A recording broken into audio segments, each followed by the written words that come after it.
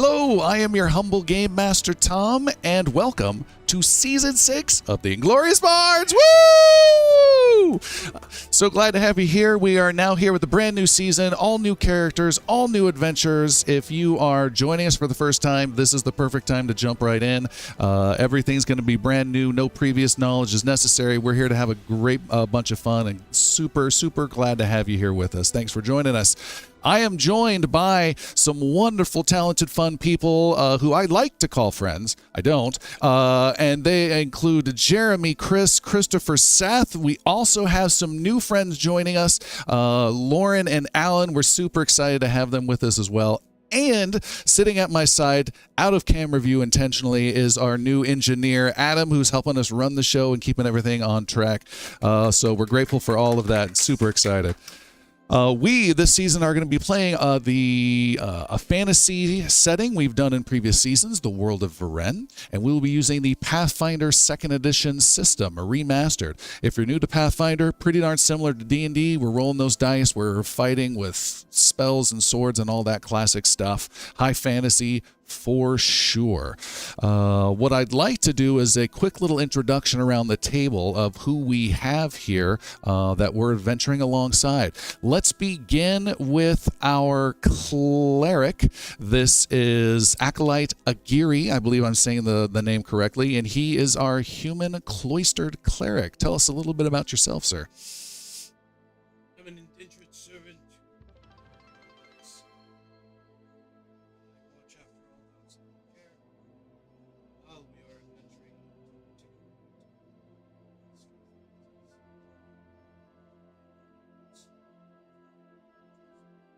Fantastic. Across from him is our kineticist, a master of the elements, I think of air and earth, a Yosoki, also known as a rat folk, who goes by the name of Dash. Hello, Dash.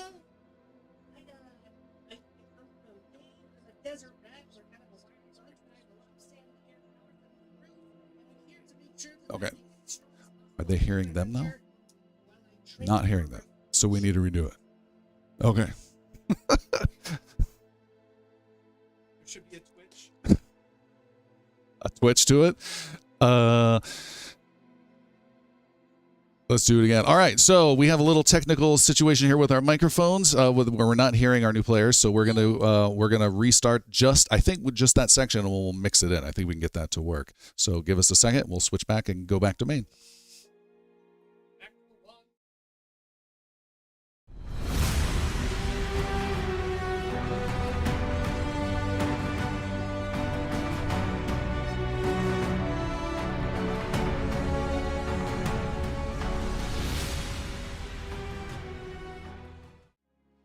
All right, and before we get started, let's have a quick introduction of the characters we have sitting around the table. Let's start with, our cleric, who goes by the name of Acolyte Aguirre, a human cloistered cleric. Say hello.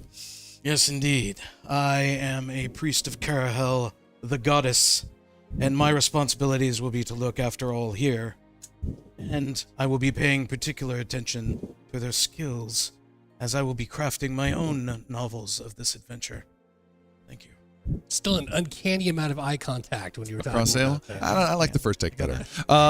Then sitting across from him is our kineticist, a master of earth and air, a Yosoki, a rat folk who goes by the name of Dash. Hi, Dash. Hi, I'm Dash. I am a desert rat folk, Yosoki, who is powered by air and sand. I am here to make sure that we make the world a better place with my good friend Jericho, and to train myself for revenge.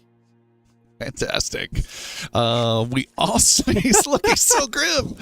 We also have our gunslinger, who goes by the name of Hemlock. This is a fetchling. He is a fetchling gunslinger, which is a kind of a pale, gaunt figure. Tell us about yourself, Hemlock. I'm a former pirate, a master of running, I'm a master of gunning, and a master of smooching. Okay. It's like 50% of each. Yeah.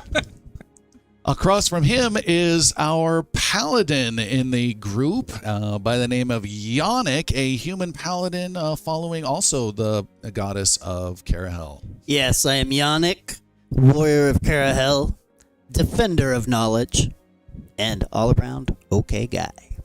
Okay, great. We have a interesting new class also to us, and that is a gentleman called Galen, who is a thaumaturge, kind of a swordsman connected to the spirit supernatural world. Hello, Galen. Hello, everybody. Galen Geist, formerly of the King's Guard, currently Night Watch in Tabonry and seeker of all things paranormal and occult. Let's get weird. Okay. And last and certainly least is the bard in our group, a gnome. Welcome to the show. Is the gnome Jericho, who is a singer and I think ukulele player extraordinaire. Well, extraordinary is true. My name is Jericho Quintillions. I am a gnome bard. I am a singer of songs and a slinger of spells. And yes, my very best friend for at least the last week and a half is Dash right here. Fantastic. We are excited to get going. If you're listening to us now and want to hear it in a different format, we're available on every podcast platform out there. You can catch the video live or recorded on Twitch, as well as YouTube. Just search for Inglorious Bards. We are there. You can find all that and more at ingloriousbards.com. Without further ado, let's see where this new campaign takes us and let the adventure begin.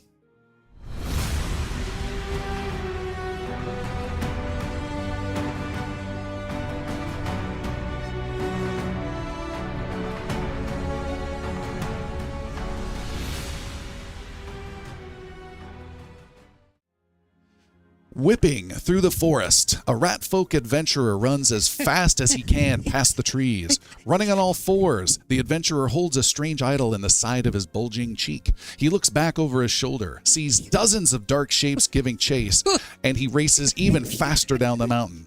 Ahead is his friend Hemlock, a pale figure putting a black kettle over a campfire.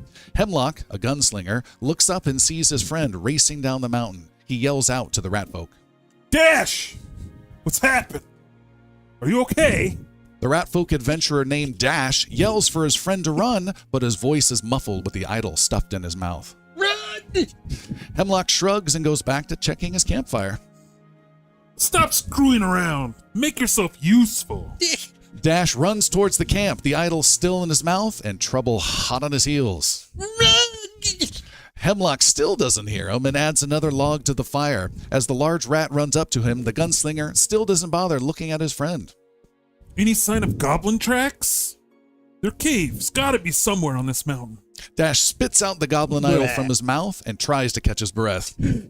Cave, idol, goblins stole. Hemlock finally looks at his friend. What are you on about? Dash points back uphill at the dark green shadows pouring down the mountain like a green wave. 20, 30 goblins race towards the heroes.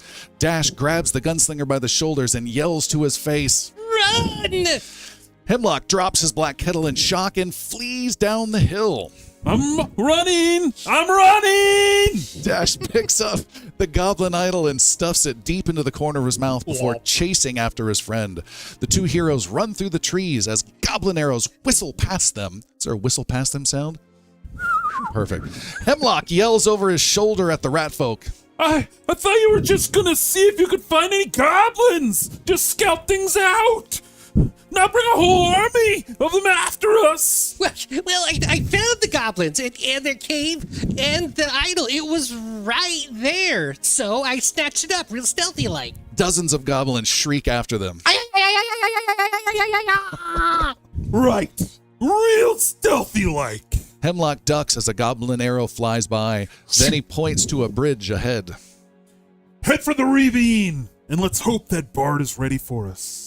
The pair of adventurers run to an old wooden bridge spanning a dry ravine. They race to the middle of the bridge where Dash points to the path 40 feet below. There, two donkeys hitched to a wagon shift uncomfortably at the sound of music. Atop the wagon, a gnome bard named Jericho works on a new song with his ukulele. In the arms of love where our hearts convene, forever entwined in the depths of this river. Well, that was just terrible. The song is just, it's missing just the right word. Jericho! No, that's not it. Jericho! Oh, hey, it's you. I did not see you there. I was lost in my love of the muse and the spirit of the song. I need some way to naturally fit the word ravine into my latest tune. The way the final stanza will just bring out the love that Jericho! Get the wagon going! We've got trouble! Goblins reach the edge of the bridge. Hemlock and Dash look to the other side and see two goblins riding wargs. The wargs block the far side. The two heroes are trapped in the middle of the old bridge. This is bad. This is the worst I've ever seen. Agreed. I count 10, 12, at least 15. And they'll send you to your doom in the depths of this ravine. Jericho! Sorry. I'm on my way to save the day. A goblin steps out onto the bridge and draws a large, jagged cleaver. Wargs snarl from the other side of the bridge, slavering at the jaws. What would you like to do next? Okay, so Dash is going to activate his aura. He hasn't done it yet while he was running, but now his hands are free and he's held still. So what is this aura? What does this look like? So, as a kineticist, I'm connected to earth and air.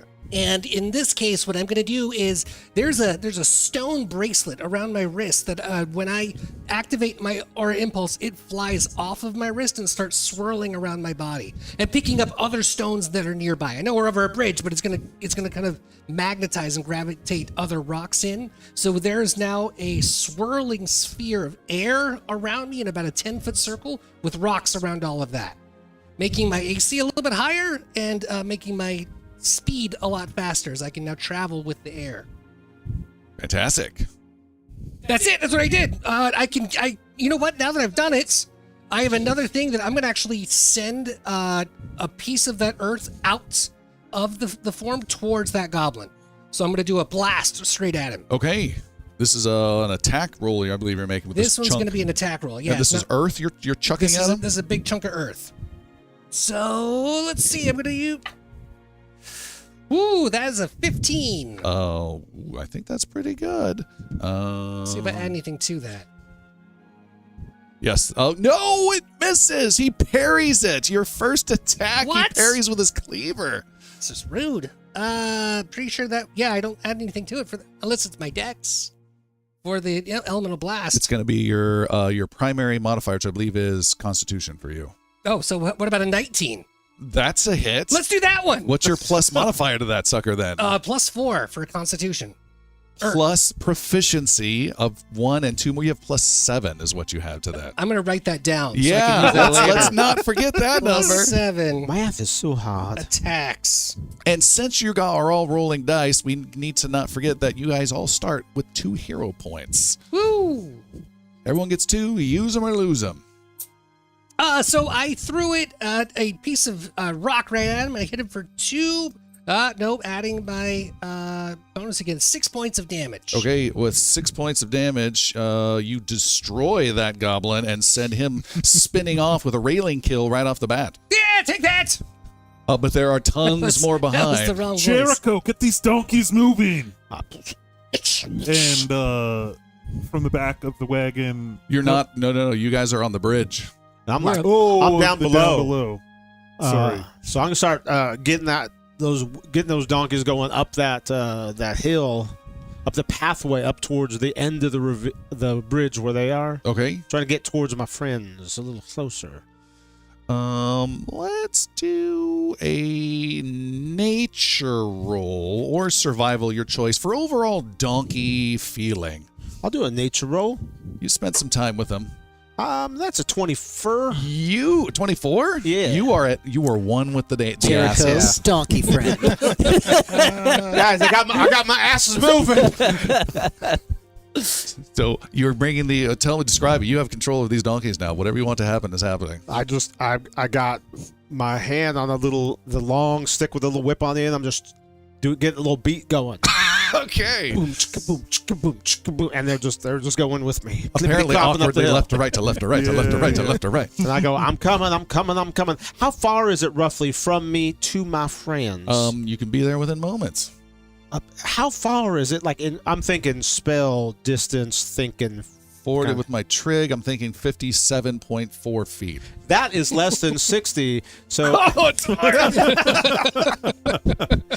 so if possible, in the same, I would like to, if I have actions left, Sure. then I would like to use a focus point for lingering composition and then follow it with a courageous anthem to try to encourage my friends as they run for their very lives. All right. I think you make a roll for the lingering composition. I do. A charisma roll. Based on their level, which I believe is 1. Performance check. Make a performance roll. A performance roll. I will do exactly that. Plus 7 on this roll. I rolled a 17 plus 7. Is good. That's also another 24. That is a critical, so it's going to last 4 rounds. So I got 4 rounds of love coming your way. I'll put a 4 out here to help keep track of that. So what's And that do guys, for us? so you guys now have a +1 status bonus to all your attack rolls, all your damage rolls, and saves versus being afeared. Nice. Wow. While within 60 feet of you. Well, it hits them now, so they all have it. And it's an Yeah. emanation, therefore, even if they move other places, it will stick with them for the next 24 seconds. That is really cool. With the lingering in particular. Speaking of attack rolls, Yeah. Hemlock, who's dressed all in black, short white hair, has Man. twin shoulder holsters, but only one of those holsters is filled right now. Only a short one. Yeah. Not nice. That's like Aragorn's broken sword a little bit. Exactly. You So wield not really. bitterness in the other hand. So as a free action, we'll pull that pistole, and aim behind us at one of the goblins on top of the warg. Before you roll, let's make this perfectly clear. This is the first ever official gunshot in the history It's of the true. world of That's- Varen right here. This is gonna, No pressure. yeah. The gunshot heard round You have round your for end. 18 to hit. 18 is a hit. Yeah. 6 points. First Piercing gunshot damage. is a kill. Woo! One shot, one kill. Splat. And I'm going to say this is unceremonious. This is like Band of Brothers, just like the guy just drops and just crumples. The goblin just flat out just Nice. drops on the So in a bridge. flat run, we'll also reload that pistol and fire again at the other goblin on the warg Okay. with a natural 20. What? All right. So this is where it gets weird with the gunslinger. They do insane critical damage. So he did 6 with a pretty good shot, but this is Which a was critical. enough, by the way. Yeah, you which don't was have to enough. overdo it. You don't need to show off every time. But this was a critical. 23 points of damage. Okay. That is insane. That is Gallagher style head balloon popping Perfect. violence. You drop another. Does that have any emotional effect on the goblins around them? There's essentially a mist of goblin gore, and then through that mist comes a 300 movie wall of arrows of goblins shooting from across the bridge. Well, here we go. Guys, is it raining? There's stuff falling on me. It's not showing off, Dash, when you get the job done right. Ooh. 1 to you. Critical success on the gunslinger. Nice. And then a second one to I keep saying you, not you, Dash. Okay. From 4 different goblins. That is a miss. And a miss. So miss, but one hits really painfully Ooh. on our gunslinger. Critical for critical.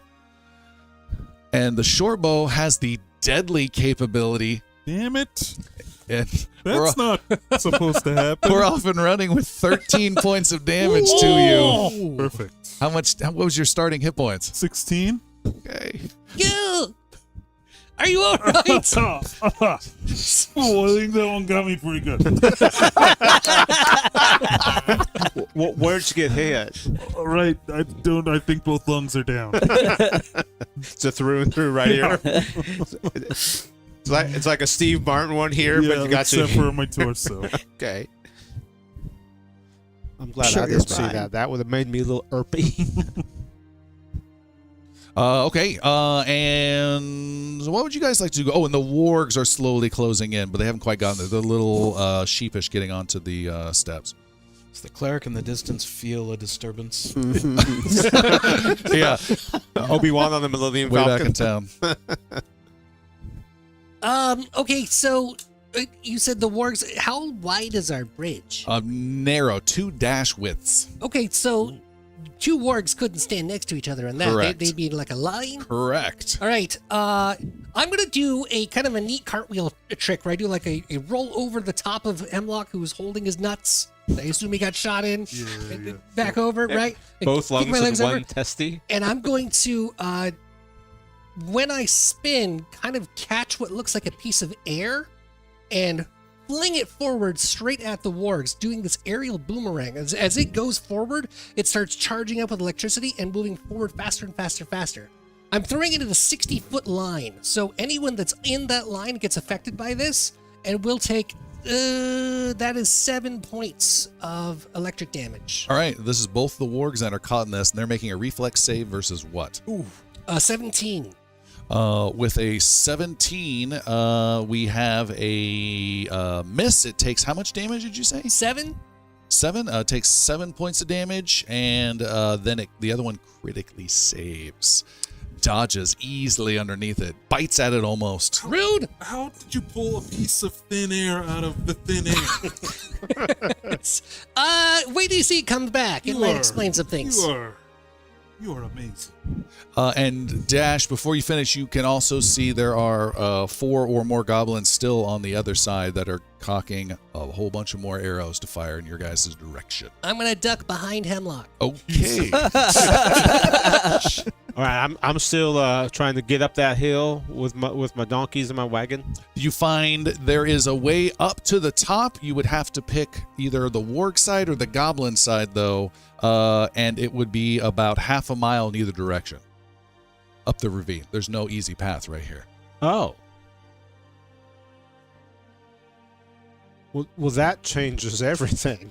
I'm just like, I'll whoa, and I'll just be like, hey guys, might be easier if you come to me. How far is that drop? 40 feet, and he's got some very soft sacks of potatoes that are in there. They Have don't you sound seen soft. potatoes in sacks?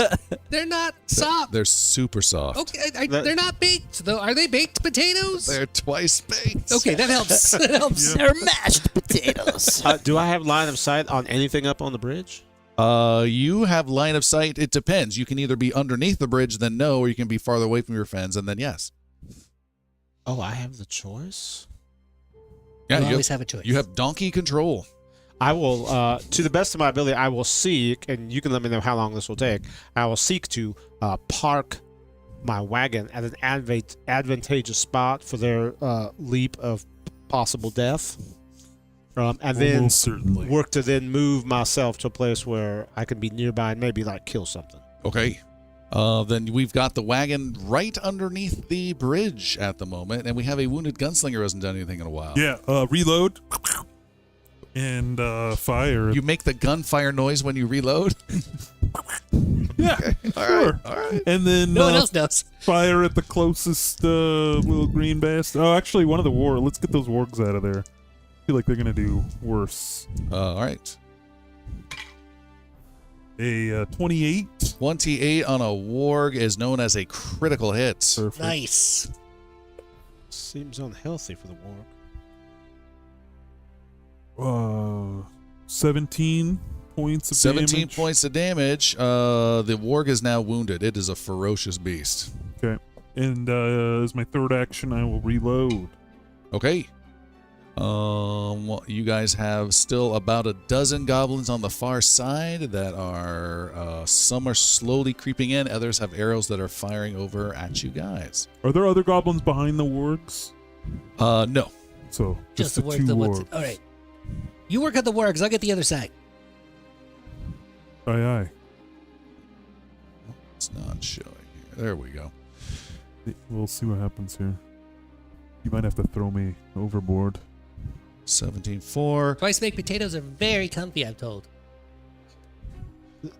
All Hopefully right. they're not hot. I can't remember the number. I think this could be bad. Dash, you are grazed slightly with another arrow as 2 goblins come in with cleavers. There's still some distance. They're being cautious. Arrows fly over and you are grazed for 1 point of damage. Oh gosh. Then you hear a meaty thunk sound as your gunslinger friend Hemlock is hit again for 3 points of damage. I'm down. Oh! That was it. That's what I had. Ah! You never should have cut. Oh gosh. He drops and his gun tumbles out of his hand and falls. Falls 40 feet and lands in the soft potatoes below. Caught by the bard. That sucks. Watch this. Okay. In that case, what I'm going to do is I'm going to spin around under where Hemlock is, lifting him and kind of turning him. If you think of like tossing a pizza dough in the air, right? Like you're spinning it to catch it, but I just spin him off of the edge towards where his gun went, just like follows it. The way he would if he dropped it, he would of course dive after it. So I help him dive towards the gun, and while I do that, I hold my hand out to call the boomerang back to me. The wargs have to make a save again or take another 3 points More damage. of electric Okay. damage. I think you just got a nickname. Squishy? It's a no. Pizza dough. Nice. How much? 3? 3. All right. The same one. No, both of them get hit.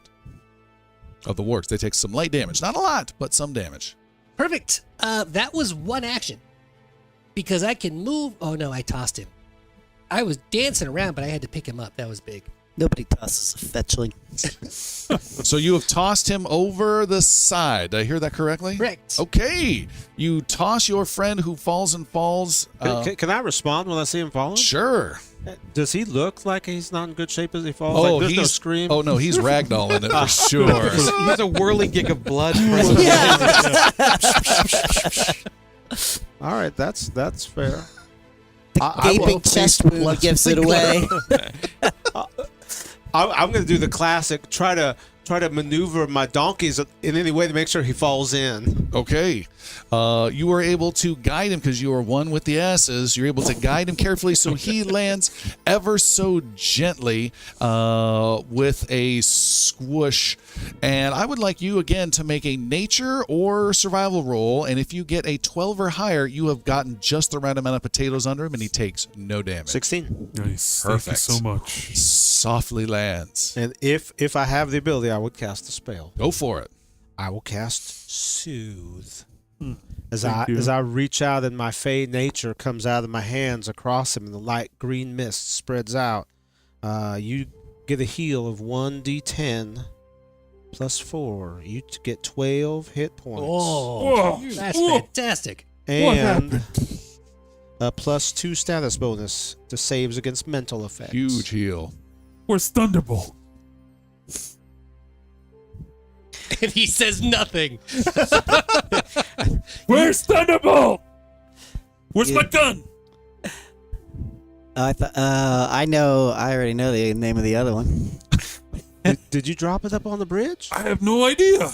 I just woke up. I got this arrow. Look at this arrow sticking out of my chest. Oh, Thank I'll let you deal with that. He takes But- 12 points of damage. Exactly. I'll let you deal with that on your own. Dash threw you off the bridge. Where is my dash? Where's my gun? Jericho has it. Where's my gun, Jericho? Hey, I got Oh. I wanted to shoot it a couple times. I'll let less stressful situation. I'll let you shoot as much as you want. You saved me. Thank you. Thank you so much. Heads up. And Dash tumbles over in the air, throws his hands like this, and then turns it over. Like I'm grabbing a ball and spinning it upside down. And I cause an earthquake as a huge tremor erupts under all the goblins on the other side of the bridge. The ground shakes. Oh, okay. They will take 1d8 of bludgeoning if they do not make their fort save. Bum, bum, bum. What's the DC? 17. 17. Fail, and pass. How much damage did you do? That is 11 points of bludgeoning damage as they get pummeled and the ground just kind of shakes and creaks underneath them. And they If anyone's critical failed, they are knocked prone. And how much damage? 2d8? 1d8 What? How did you? Oh, because it's plus something. plus my con. It is? I think. I don't think so. Maybe I'm just adding numbers in. I think you're just making stuff up as you go. If it's just the die, then it's 7 points of damage all by itself. Trimmer. Let's go do a quick look. This is a new class for us, so let's see. Each creature takes 1d8 bludgeoning. Just 1d8 bludgeoning. 1d8 bludgeon. That's easy. I won't have to add math. Okay. 7. 7. Then you kill, and you hurt 3 goblins that get caught into that mess. He's flipping. Perfect. Fingers in the air as I fly off the bridge to try to not land on top of Hemlock. All right, you land and acrobatically land betwixt his legs. As Yosoki does. Hey, buddy. Did you find your bolt? Got it. And I'll fire off a shot at the wounded warg Okay. for 25 points of damage. Oh my goodness. Or 25 to hit. Excuse me. 25 to hit Oh, yeah, 25 to hit. is a normal hit. Oh, bullshit. Two points of piercing Big damage. 2. Okay, it is badly hurt but alive. Reload. I'm working on getting us whatever seemed like the safest path away from danger. Yeah. Okay. Forward is away. That way. Unless they try to fall after us. Ondale. Forward you go, whipping it to the beat again. The mules kick off and go racing down super fast. And as you run off, the wargs seem confused. There's difficult terrain. Some more arrows half-heartedly are fired in your direction. Somehow Hemlock is still killed again. Yeah. But you race off in the distance, and you leave the ravine and the goblins behind and have found this idol that is, I'm guessing, spit out from your cheek pouches Blah. yet again in success as the group makes their way back to town. Great job. And let's give a hero point to our gunslinger for that as well. Yeah. That's for almost dying. For almost dying awesomeness. Like a hero. Oh, and for misting that Trading deadly shots is what you did. Yeah. You it's exploded mist and then took arrows into both lungs. Meanwhile, some distance away, back in the city of Tabonry. This is a city that is along a river with a huge bay that is next to it. A walled city, the second largest in the Kingdom of Navarre.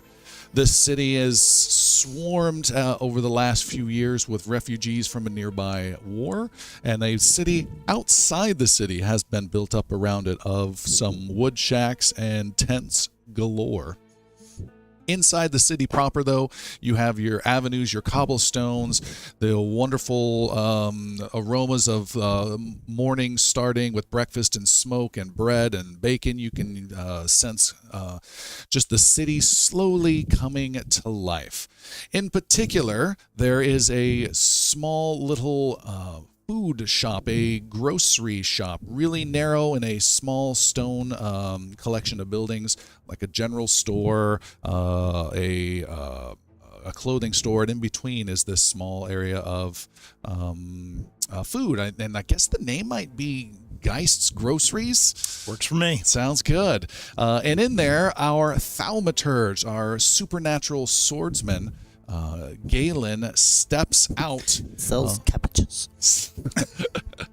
And Galen, as you step out, there is a beautiful lady, Amaryl, your wife, and she leans out the door, and she's got an apron on for her grocer work she'll be doing starting the day, and she hands you a wrapped bunch of goodies in a cloth and hands it to you.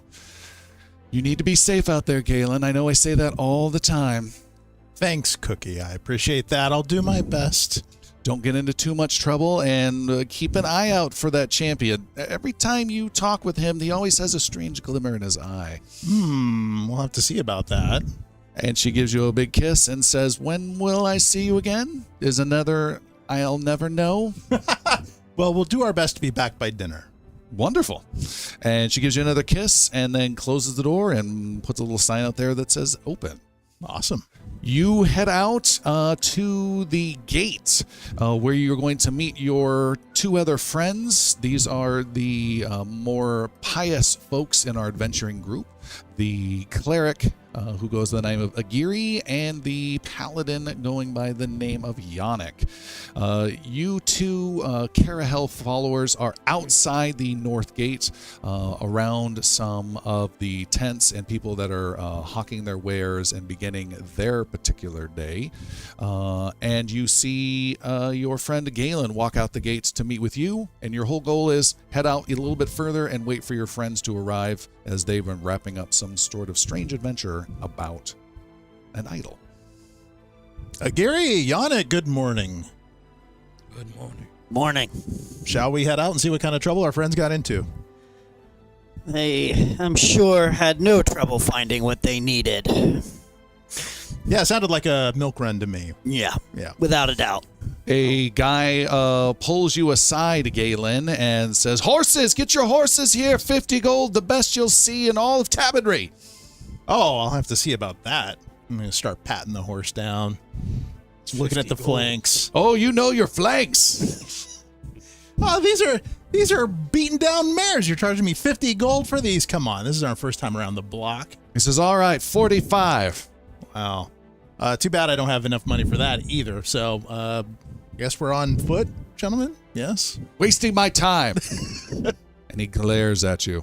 I'll glare right back. All right. And then slay him It's a glare off! Thaumaturge doesn't walk on the lot unless he's willing to buy. Any Making blue a steel? nemesis in scene 1.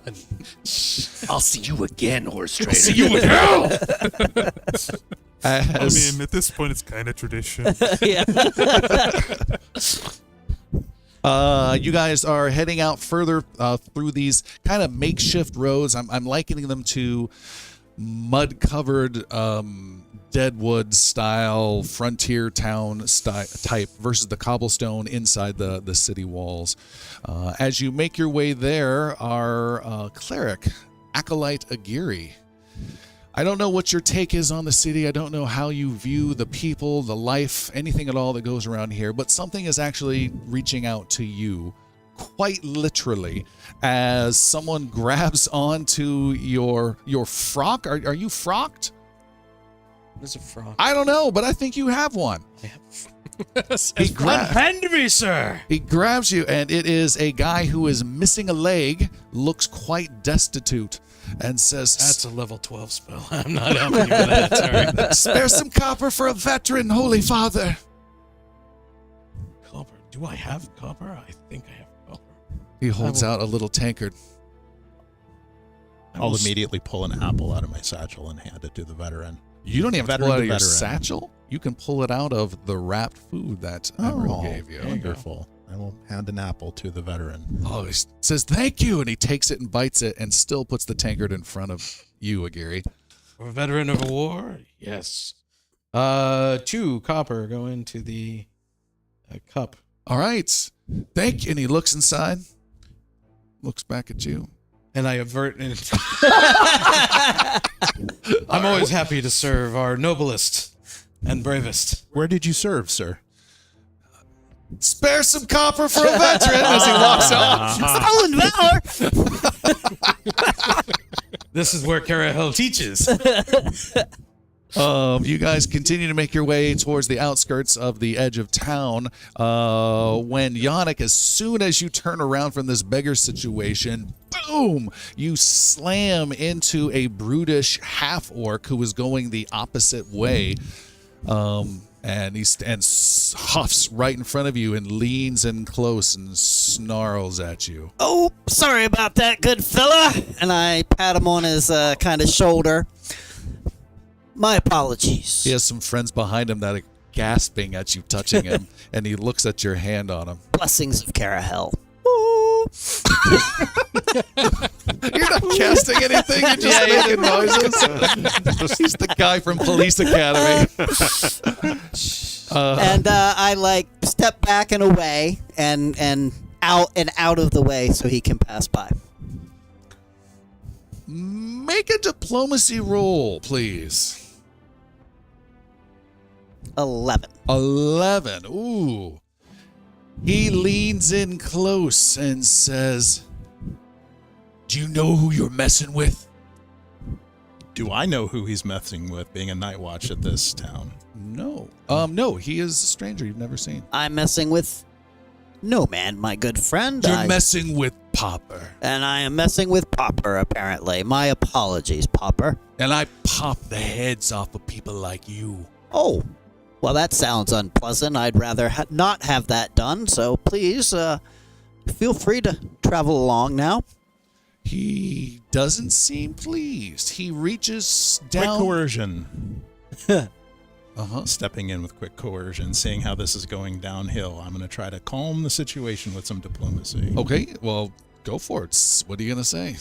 Popper, no need for violence here. You wouldn't want to be messing with a member of the Night's Watch and making enemies of the guard in town, would you? That doesn't seem like a very smart move. His friend, a robed fellow, says, we don't want trouble with the Night Watch. And pulls and half-orc snarls at you one more time. It was a pleasure meeting you. Blessings of Carahel upon you, Popper. And he gets pulled away. He glares back at you as his friends. You just did the kissing thing at him? God. Every time. You pull him, and he starts walking away. And then it gets even more awkward because you find yourself 15 feet going in the same direction behind them. Every time he looks back. It just keeps give him going for a eyes. while. Is there any defining accoutrement on this Popper gentleman? Any insignia or anything? You see no insignia of any kind. You would peg him as a mercenary type. He continues on with his friends, and then they finally leave, and they head out to some stable area and head their own way. After some time, you guys chill out on the very far outskirts, leaning on some new fence that's being put up around a makeshift, crappy little tent tavern that has no name other than drinks painted on a sign outside of it. They haven't opened quite yet, but you wait there for about an hour or two, and then your friends arrive. Dash and Hemlock and your friend Jericho all come up in a wagon that they don't own, with some smiles upon their faces or blood-covered, I don't know. And Hemlock's still pretty bad. No, he's been treated by the bard. He's been healed, right? Yeah, you're good. Some dried blood. And you guys ride up, and you see everyone's all gathered, all 6 of our heroes. No, but when would be the most appropriate time for me to get those shooting lessons? Because I want to be as good as you someday. I don't think anyone will ever be as good as Hemlock. Also, the last time he asked about the gun, which was 2 minutes ago, he said, if I recall, never is a really solid amount of time. Well, I balanced the never against the right after I saved his life, and he said anytime because you saved my life. And I think those balance out into a maybe sometime. Sometime for sure. And then now You can sometime borrow for sure. my gun, and I'll borrow your drum. See, I'll let him I'll borrow my teach you a drum little. anytime. You teach me a little. Oh my God, where is the idol? Oh, yeah. Right here. Thank you. I had no trouble getting it, yes? Oh, absolutely Easy? not. No, I snuck right in. They didn't even notice. Excellent. Sounds like you. Except for the Except for Part that Lance they Armstrong saw. over there. Yeah. holes and it was I forgot this armor might have been sold, oversold to me a little bit. Just the god piece. The assless chaps equivalent of studded leather How armor. many arrows do you have sticking out of you right now? 0, but there was at one time 3 or 4. This one was fully engulfed inside his body. Wow, that's a keepsake. I'm keeping it. Our bard was quite my hero today. Well done, Jericho. Jericho, it sounds like you completely saved the day. I'm just so impressed with all the work you've done. That is incredible. Thank you so much for taking care of these two. It wasn't just I want you to know that Dash is the one who stole. Oh, all don't by be himself. humble. Don't All be by humble. himself. He went into a dangerous You know what? situation. I would like to buy you a drink. Let's get Jericho a drink. yeah. Ran right. Yay. It's just because of their inherent racism that they have not overcome. 3 cheers for Jericho. I'll buy you a drink. Yes, him. He's a non-confrontational adventuring combatant.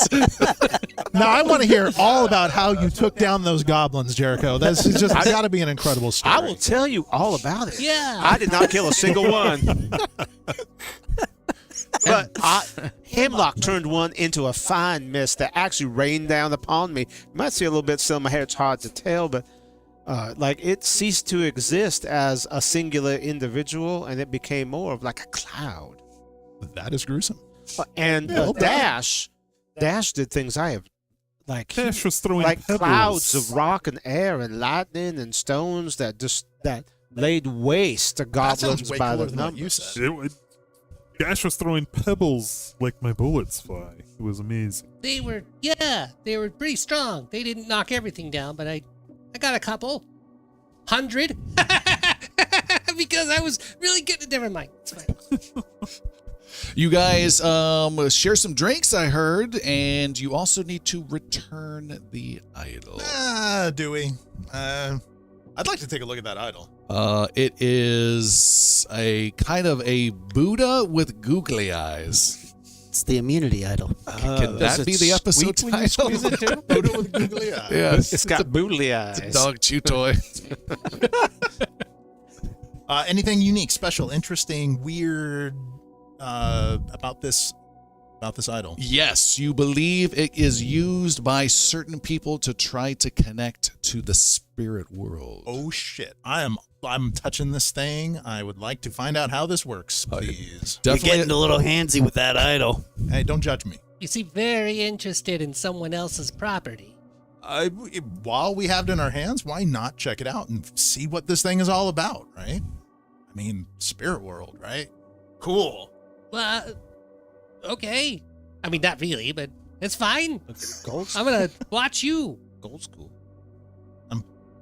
Poking the eyes, trying to figure out how this thing works. Squeezing its ear. Where? Bop it. Squeeze it. Make an occult roll, please, Galen the Thaumaturge. Alrighty. Pop it, squeeze it. Oh, that was so close to being good, but it's not. It's a 5. It's a 5. You realize after 10 minutes, adding additional moisture is not helping the situation whatsoever. There was additional moisture after it came out of the Soki's mouth. I would like to use my dubious knowledge skill to see if I can learn anything about this. Anything more about this item. The Thaumaturge. This is keyed off of your esoteric lore goodness. Yes, it is. In fact, I might actually be able to just use esoteric lore. Tell you become a special lord to recall it regarding haunts, curses, and creatures of any type, and the dubious knowledge feat, which we're only going to be doing for those 3 things, so it doesn't apply in this one. Okay, cool. All right. You guys are refreshed with some drinks, and unless Galen has other plans, which you certainly can, you are heading towards Lady Vice, a fortune teller who has sent you on this quest with quite the reward. This is gonna be so great. Making all the golds, making sure we can cover our rents. We're gonna be fantastically rich. Let's get this in. You go into her tent. This is a purplish tent with lots of tassels. There are probably 4 or 5 different weird metal wind chimes that are directly in the path of going through. You make quite a bit. Well, Dash doesn't. But there's quite a bit of clang as the taller folks go through. There is a fortune teller table with some velvety tablecloth draped off of it. There is a small pedestal of ivory, it looks like, with nothing atop it. A deck of cards off to the side that could be for all sorts of interesting magical properties. And the back tent opens up, and coming inside, you see an old hag who has sent you on this quest, Lady Vice. And she says, "Welcome to... Oh, it's you! You have returned! I am not surprised at all." That's good. Did you see our return in your magical devices and speculations? How dare you question me? Sit! And she sits down at one of the 2 chairs. I sit down. Okay. Like right there in that spot on the floor. You have found what I seek. Galen's got it. Dash found it. A dachshund comes running in. alive. This one here, Yeah, he's a hero. she takes it from you and I don't know, whips off moisture from it and says, You have returned to an old lady what was stolen and brought back sight. And places it on the middle of the pedestal. I see you had nothing to do with it, though, looking at Galen. Well, we were there for moral support. And frankly, this mission turned out to be a lot more dangerous than you indicated to begin with. And frankly, these folks deserve some hazard pay, I think. Hemlock, the mightiest warrior of all of us, almost died. To retrieve this, but I feel half bad then for your situation.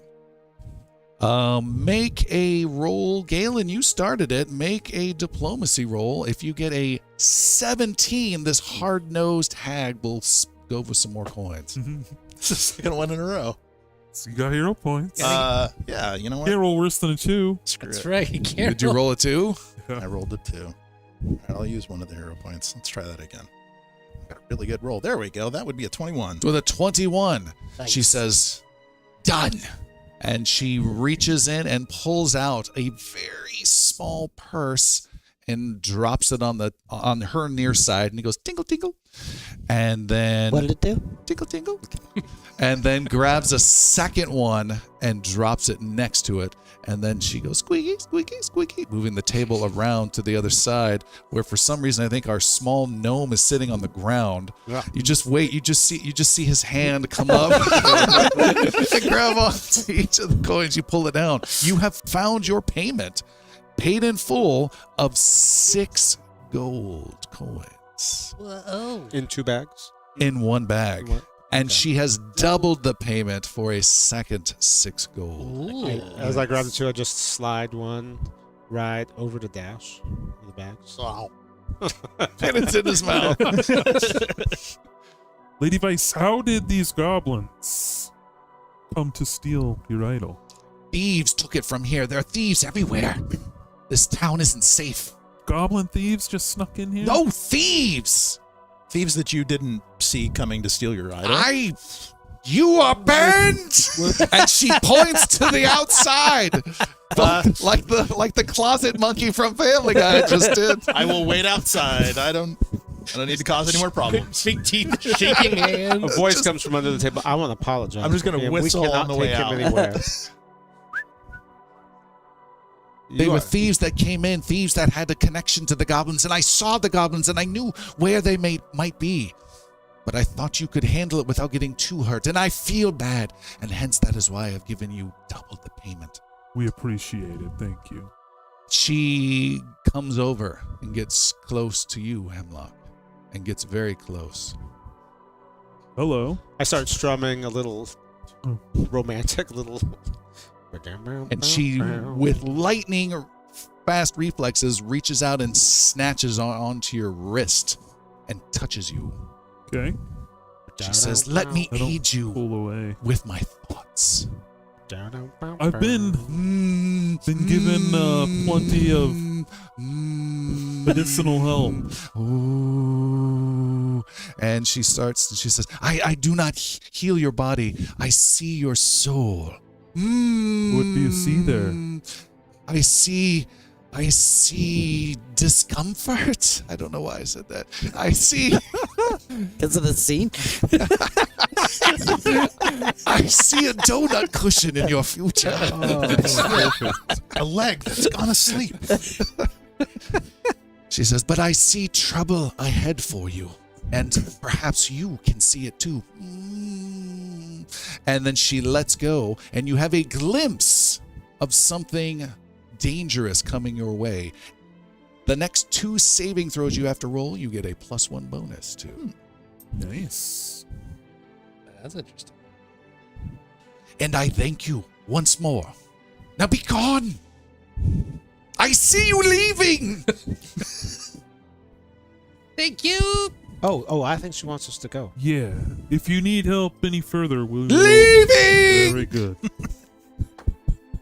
Oh, I'll go. I'm like going. I'm scared. All right. You are all outside and around the tents there. What would you like to do? I I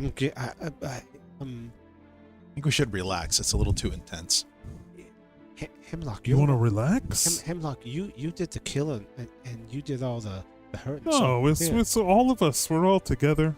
We're all on the Okay, same. here you go. Thank He you. just tosses the bag to you. Okay. It's got 4 gold in it. Oh, this is far. This is more than my share. Thank you, though. No, I mean, the we should figure out what to do with all of that. But I'm not sure how. Well, we need to. I feel like everything we got, we should split evenly. That seems reasonable. Very good. And I will pour the 4 gold out. Take 2. I took 2, so that's I did my math part already. I just stick my hand And then I'll out give- right in front of Dash's mouth. Wow. 2 coins fall out. Oh, I'll give 2 to A license Galen. plate from Jaws. Galen gives 1 right back because you got anybody who takes a few arrows for the team deserves a little bit of extra hazard pay. You got to take it. It's yours. That's going I to won't accept it. complicate the economy in the group real fast. Yeah. There's I grab in front of that arrow. I need some a. time.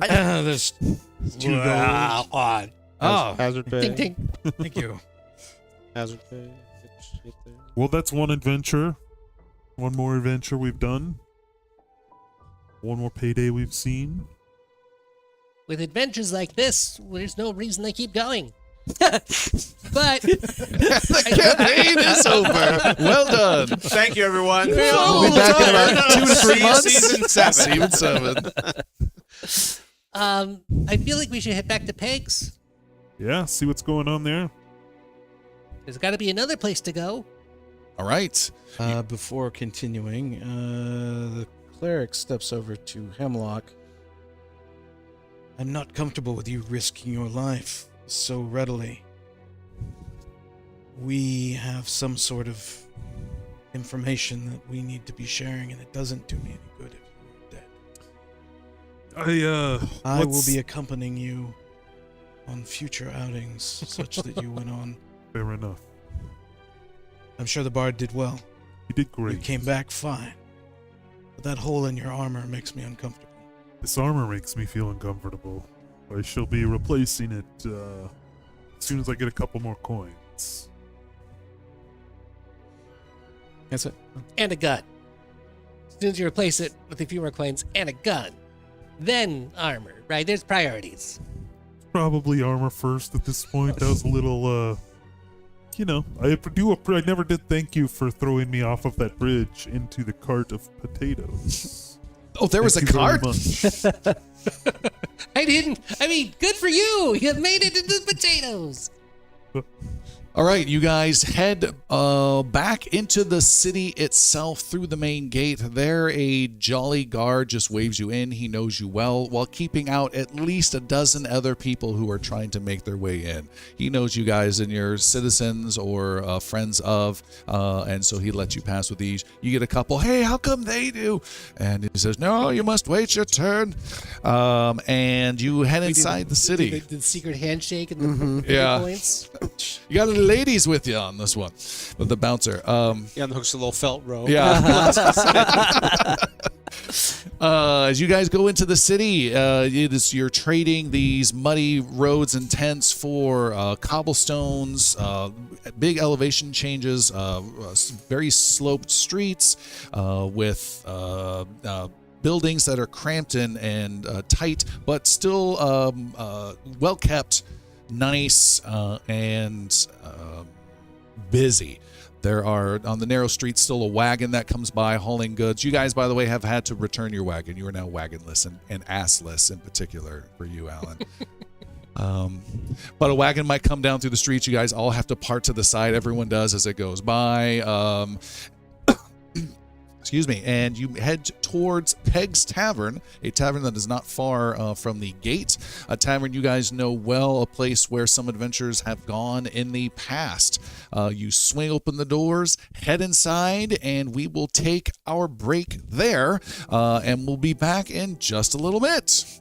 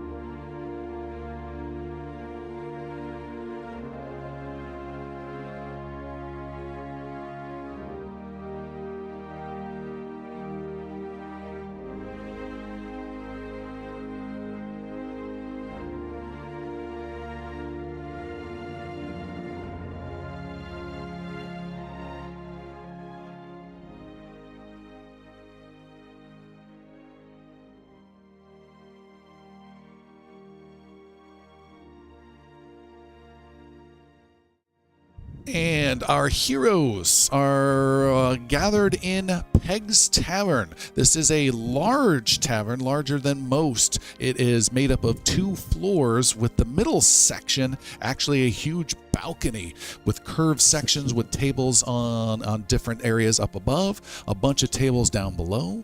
There's a small stage in the corner with a couple of chairs just stacked up there. No one's performed there in a little bit. And in the middle of it all is a big U-shaped bar that the balcony kind of looks down on. And we have our heroes sauntering on in. You guys have been here for a while. Some of you have lived here in Tabonry, and some are relatively new. Who has lived here in the city of Tabonry? We got hands. Great for the podcast. Great for the podcast. Galen. All right. Hemlock, Galen have lived here, and did I see one over Yeah, here? Yannick has lived in Tabonry as well for Okay. a little bit. And then others of you are new. Dash Well- did not live in Tabonry beforehand. He's new here. Okay. No, I'm going to actually, I apologize. I had thought I lived here, but apparently I was mistaken. All right. Apology not accepted. Well, very good then. Jericho had not We're thought off that he on the lived right- here, and he right was foot. not mistaken. Okay, so you were winning. Early All right. onset dementia. Yeah, maybe Where a am little. I? That'll be fun to play. You guys are gathering in. Where do you want to go? Where do you want to sit? There, it is pretty quiet here. There are maybe 3 other people that are sitting off to the side, having some late morning food. And the bar itself, there is the proprietor, a dwarf named Ash. Ash Stonegraze is his name, and he has constructed a small ramp that goes all the way around the U shape of to be able to have just a step up so we can actually see people as he's serving them. And you see him dip down, come up, and he's cleaning and doing some little mopping back behind. He sees you and he goes, "Oh, boys, welcome. It's a little early for you. I think I can seat you." Points to the dozens of tables that are empty. Thank you, sir. There's We get around for all of us, please. Hey, of course. And he starts getting some ale for you all. While he's pouring that, I'm just going to start chatting him up. I'm sure I know Ash well from making the rounds in the city.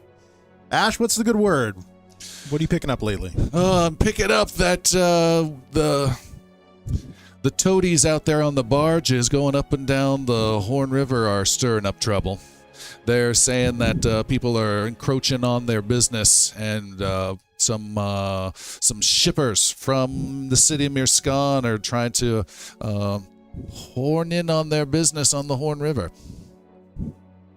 Seth disapproves with a head shake. You have a way with words, Ash.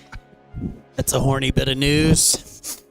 Oh, you do? Just horning in on this conversation now, my friend. What do you think the likelihood of trouble breaking out between them is? Oh, those toadies, they keep to themselves until there's any kind of pressure going on with other people dealing with the barges up and down the river. They get nasty real fast. And traditionally, I mean, Tabonry just turns the other cheek because we don't want to have anything disrupting the flow of goods coming up and down the river. Sounds like you're kind of being held hostage by the toadies. That's a way of looking at it. What about these bargees from Mirskan?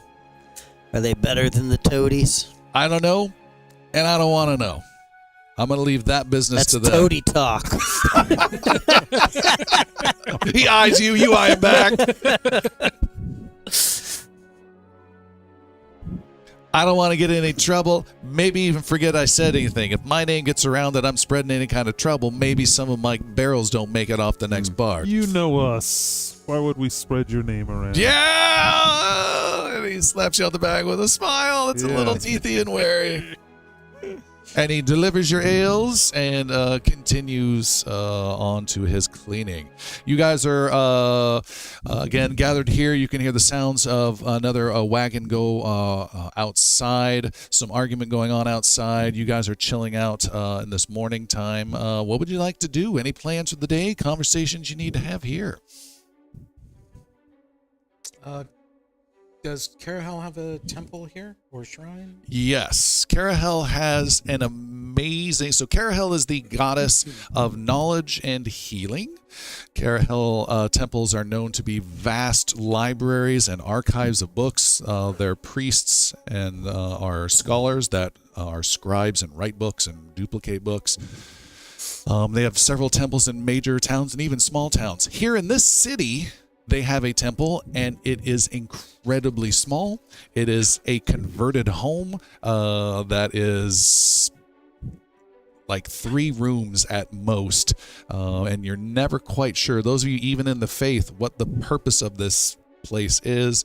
Most citizens don't bother going by. A couple of dignitaries might do some business there in the temple, and that's about it. So it's part temple, part B&B. Sure. Okay. Well, Or just normal residents. probably just looking over at Yannick and saying, I have to at least pay my respects to the shrine temple in town. And I have been meaning to go as well. I would accompany you. I'd be honored. That will be my destination when I can break away. Okay. And Yannick will join with Agiri. All right. The two of you bid farewell and head out. What do the rest of you like to do? Anything in particular? Galen, this business with the toadies and the shippers from Mirskan, is this something that the town guard is going to get involved with? Well, I'm sure or we'd is it get just going to be something we watch settle itself? I'm sure we get involved if violence breaks out, but until then, I can't see the guard wanting to get entangled with that. But there could be some under the table money to be had here. That's what I'm looking for. You know what? I've got a contact in the town, might know a little bit about what's going on, and I want to see if he's got eyes on that porg or whatever, the big orc that nearly caused a scene earlier. So maybe I can track my friend Limble What are you down. talking about? Oh, our friend Yannick over there, bumbling around as usual, ran into some big, nasty orc-looking dude, and it nearly caused a scene. I haven't seen him around before. New face in this town for me. It's always a lot of new trouble walking through town. That's a fact, especially lately.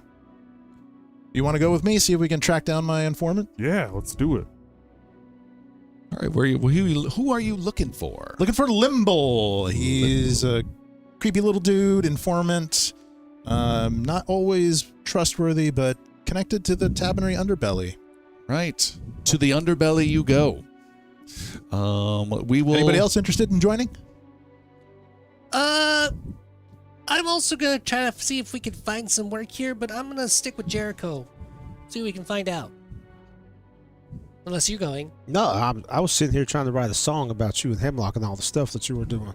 Oh, It's about half done right now. You all know where I live. We'll meet back there for supper, yeah?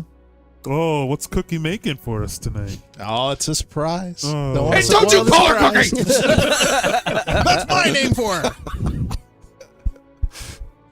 All right. Our paladin and cleric make their way through the city of Tabonry. As you do, you see the streets getting more and more narrow. You're going into more of a residential area with lots of little homes, and smack dab in the middle of it, connected to two other, almost like a condo type thing, to two other houses, is the Temple of Carahel. I think it's the duplex over there. That's what it's called. Pay attention to the awning colors. I think it even has a name. Double checking. Maybe not. Yeah, it is the First Tabonry Temple of Carahel is the name on the sign. The sign is almost bigger than the building itself. The door is open as you open it up, and it's one of these, and Seth, who professionally makes doors for a living, can attest. It's an interior door that's been set up on the outside inappropriately, and tried and reinforced with a bad Real lock. hollow core situation. Like there's a good lock on it, but it doesn't matter. Welcome to First Tabonry. Will you be opening an account today? And you can see as you open it up, the lock is still attached to the door frame as it has been damaged. And the door swings open. It has been separated from the lock. Does this look like it's happened recently? Yes. Think of this. Not like Certainly peculiar. And I put a hand on my sword, but don't draw it. Shield does come off the back. Okay. you believe we should be concerned then. Then A broken lock is potentially. Aguirre takes up his staff defensively and follows you in. Okay. Hello? You step inside and you hear a voice say, "Go away! We're here to pray. Not today, you're not. Carahell's closed." I think you should come out and address us. And the sword is slowly coming out of the sheath. Carahell is never closed. You're an imposter already. That may be one of the worst quips I've ever heard you give, Chris. Can you do me a favor and save that and use it at inappropriate times? Of course I will. The guy you're killing. What? I didn't mention that at all.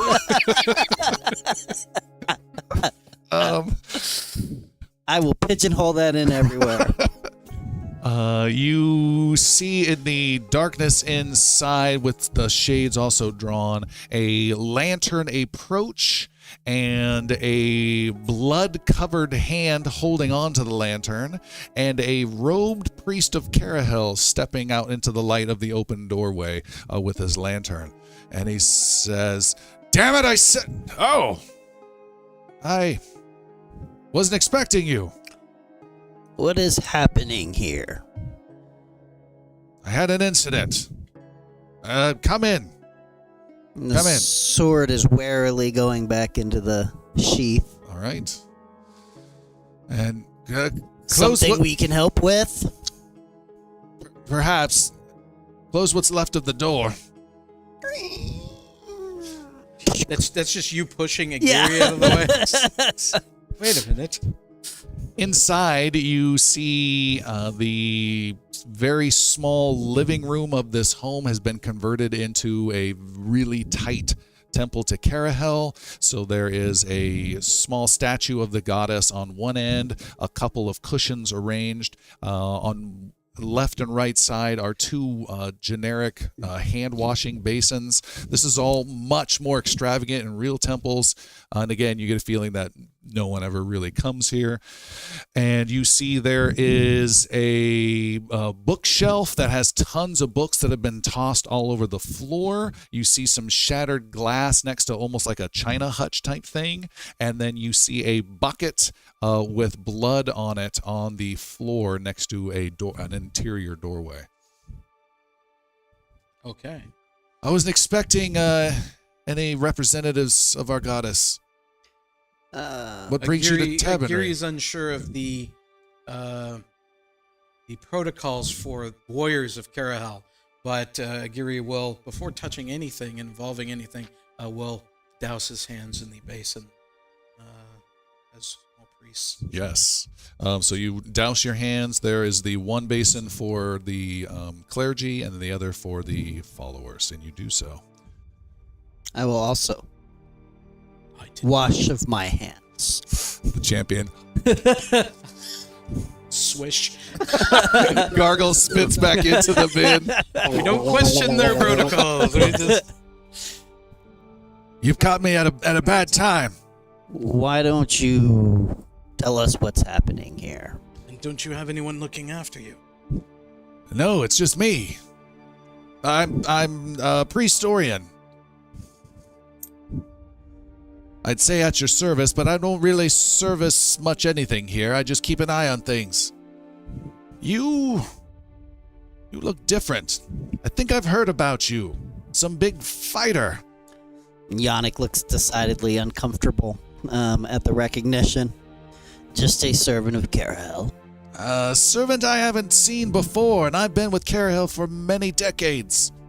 I was a scribe until recently.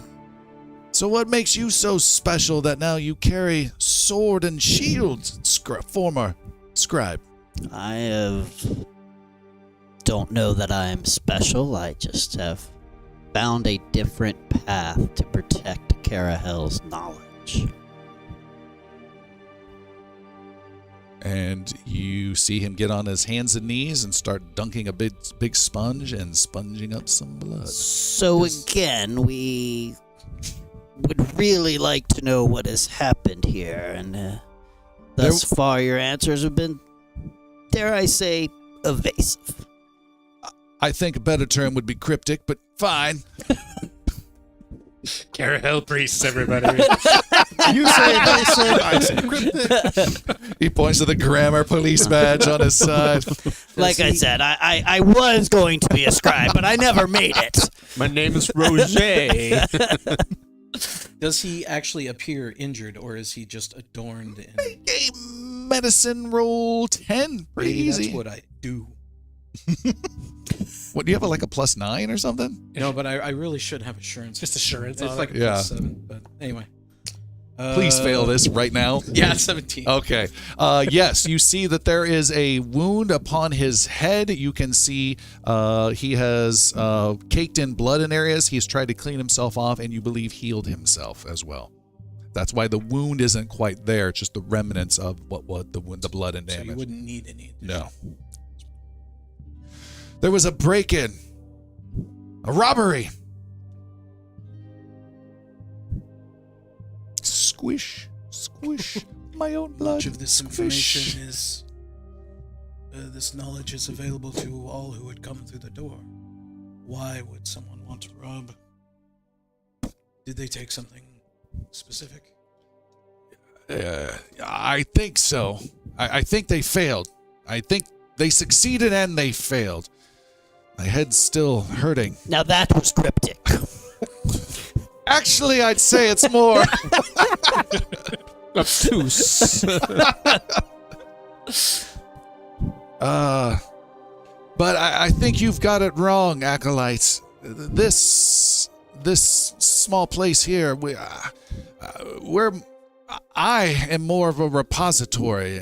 People don't come here to read. I used to do classes some time ago, but I don't even do that anymore. This is a separate place from other temples. Books are brought here from time to time. I move them out to other places, but this is not much of a library. But as you see, there are books, and someone came in particularly looking for things, and I told him no. And surprise, surprise, I'm now the wearer of some good welt on his head and a Florida scrub. If you don't mind me asking, what were they looking for exactly? Some fellow came in, some robed type, introduced himself as Gazmore. I'd never seen him before. He said he was new in town. He started off nicely, asking to see what was available. I gave him the same story I just told you. This is not a library, and certainly if it was, it might be for you, but not to the public. I just don't have the time.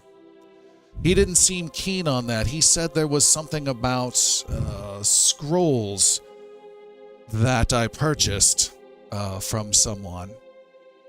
He was not wrong, but they were wizardly scrolls as far as I was concerned, and I was just going to send them back to Edlin home, to the temple there. He wanted to see those, borrow those, offered to buy. I told him no. And then he had this big brutish fellow come in, and they tried to intimidate me. I still know a bit of magic and seemed to get them back out the door. Not without him taunting secret areas here within this temple that he wanted even more access to, which he did not get access to. But then last night, there's a commotion, and then I'm on the floor. And it was the same brute. Have you checked the scrolls they were after? He said they took them all. 4 or 5 of them. Wizardly incantations. Hands of things. Mouths of things. You know, wizards. And this rogue was Gazmore? Yes. Was he a human? He was human. Seemed charming until he wasn't. And the other brutish fellow? Another human? No. He was like a half-orc brutish guy. Didn't happen to catch his name, did you? I don't recall. Lobber, I think. Popper? Yeah.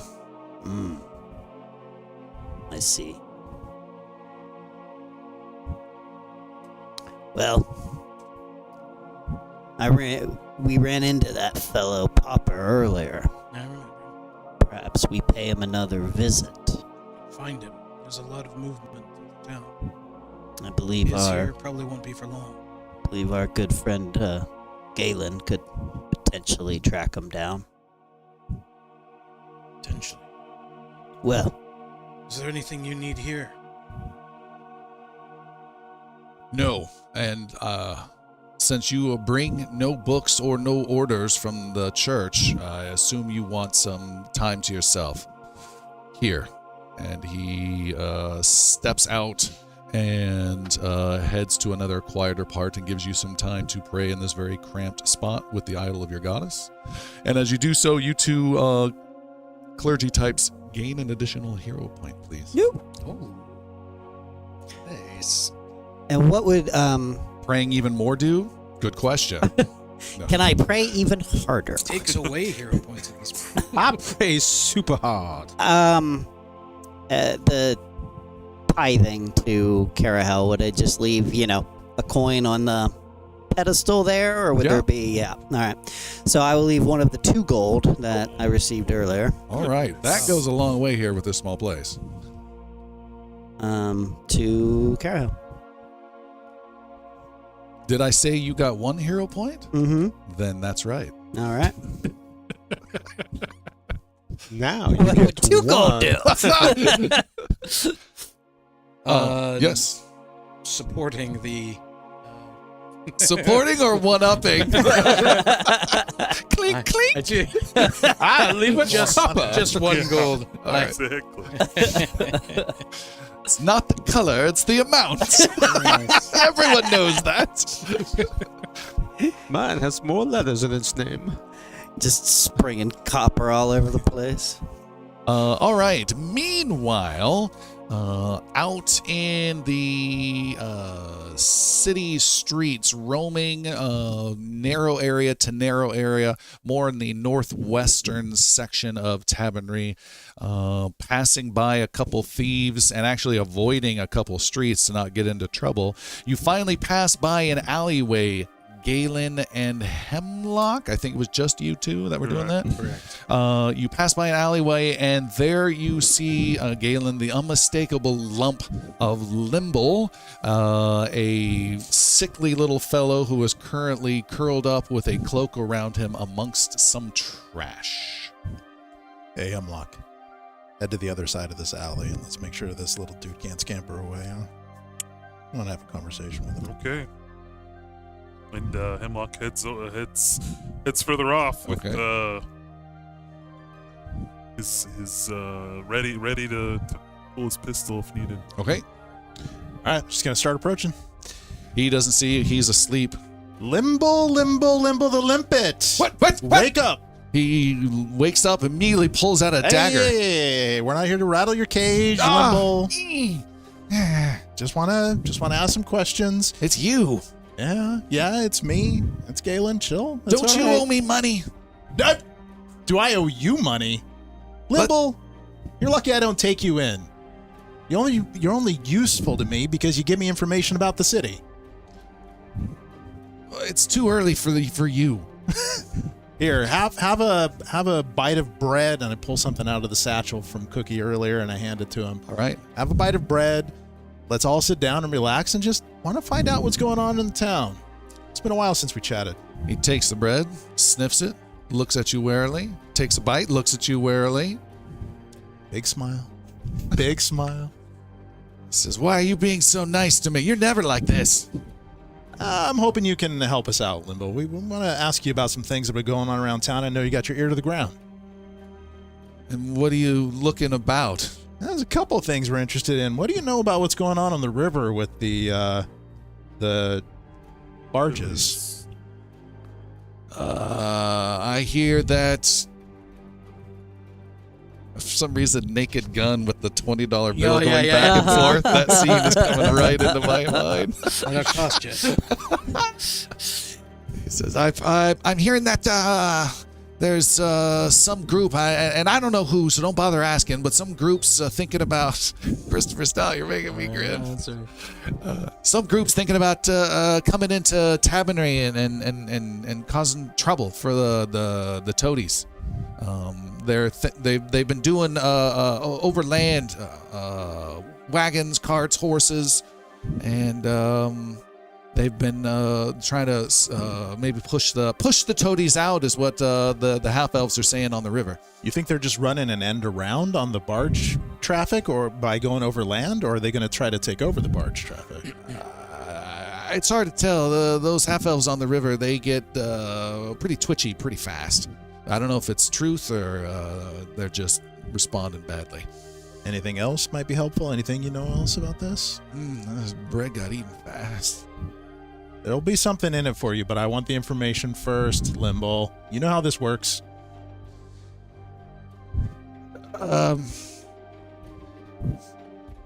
I've heard that sometime in the next couple weeks, the toadies are bringing in some faraway friends, and they're going to kind of reinforce their ranks. They've got their barges tied out at times out in the middle of the river and the bay. And I've seen a couple more barges, and that place just getting a little bit bigger. So if I were you, I'd stay away from the docks for the next month. If we wanted to make contact with the toadies, Limble, you know a name? I don't know a name, but you just go out to the docks and find the first half elf you see standing next to a barge. They'll cut you a deal for whatever goods you need to get moved. All right. You're doing good, Limble. Thank you. Just hang in there. I got one more question for you.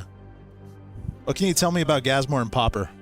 And don't tell me you haven't heard these names. I know you got your ear to the ground. Tell me what's going on. He says, I don't know no Popper. But you know Gazmore. I've heard the name Gaz, yeah. What do you know? He's some new guy that just came into town a couple days ago. He's been looking for magic. Just looking for magic, like you do in Tabonry. Looking for magic in all the wrong places.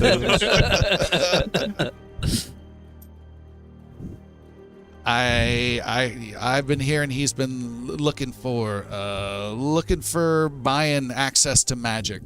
I don't know anything about magic. I don't want to deal with magic. I don't like your magic. I stay clear of that stuff.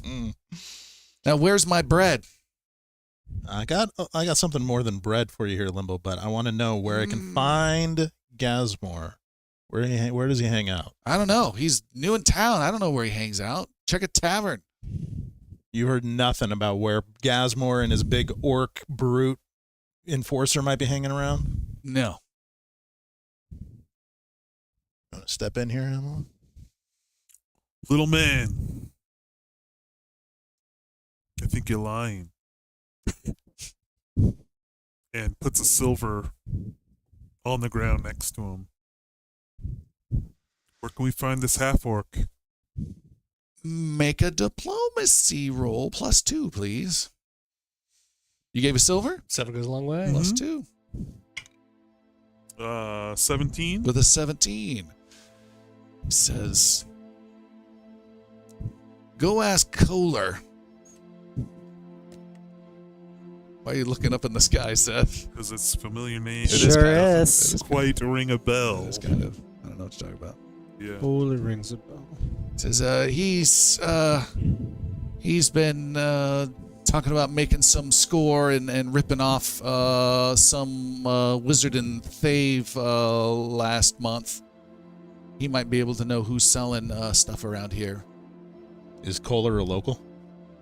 You know of him. He's worse than Toady and in the exact same line of work of being a horrible human being.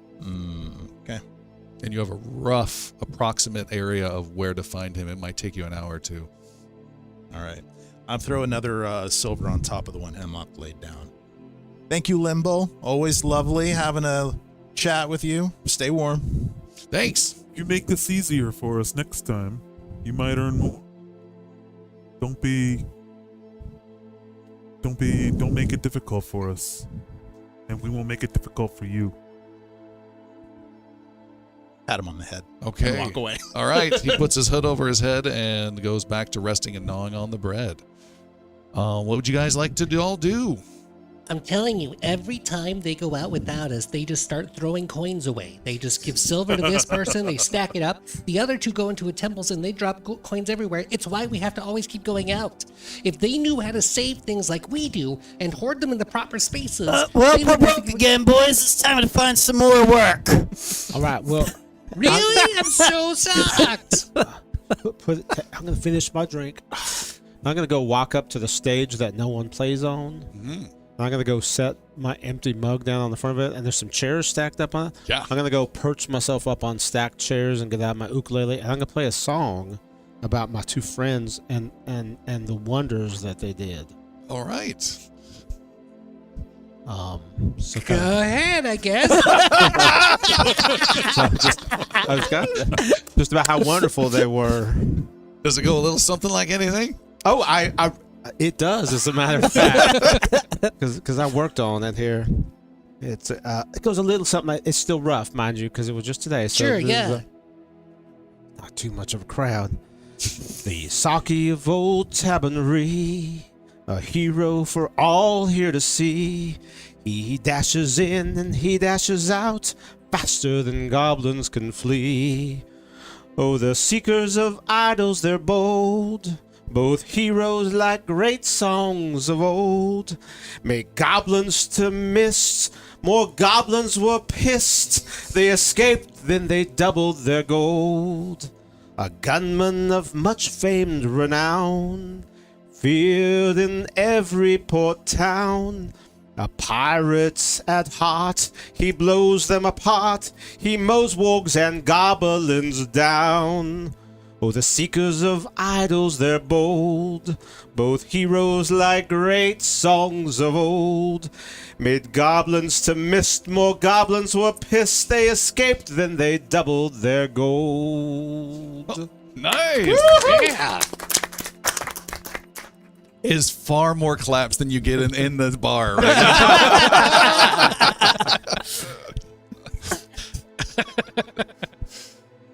Yeah, that's a song.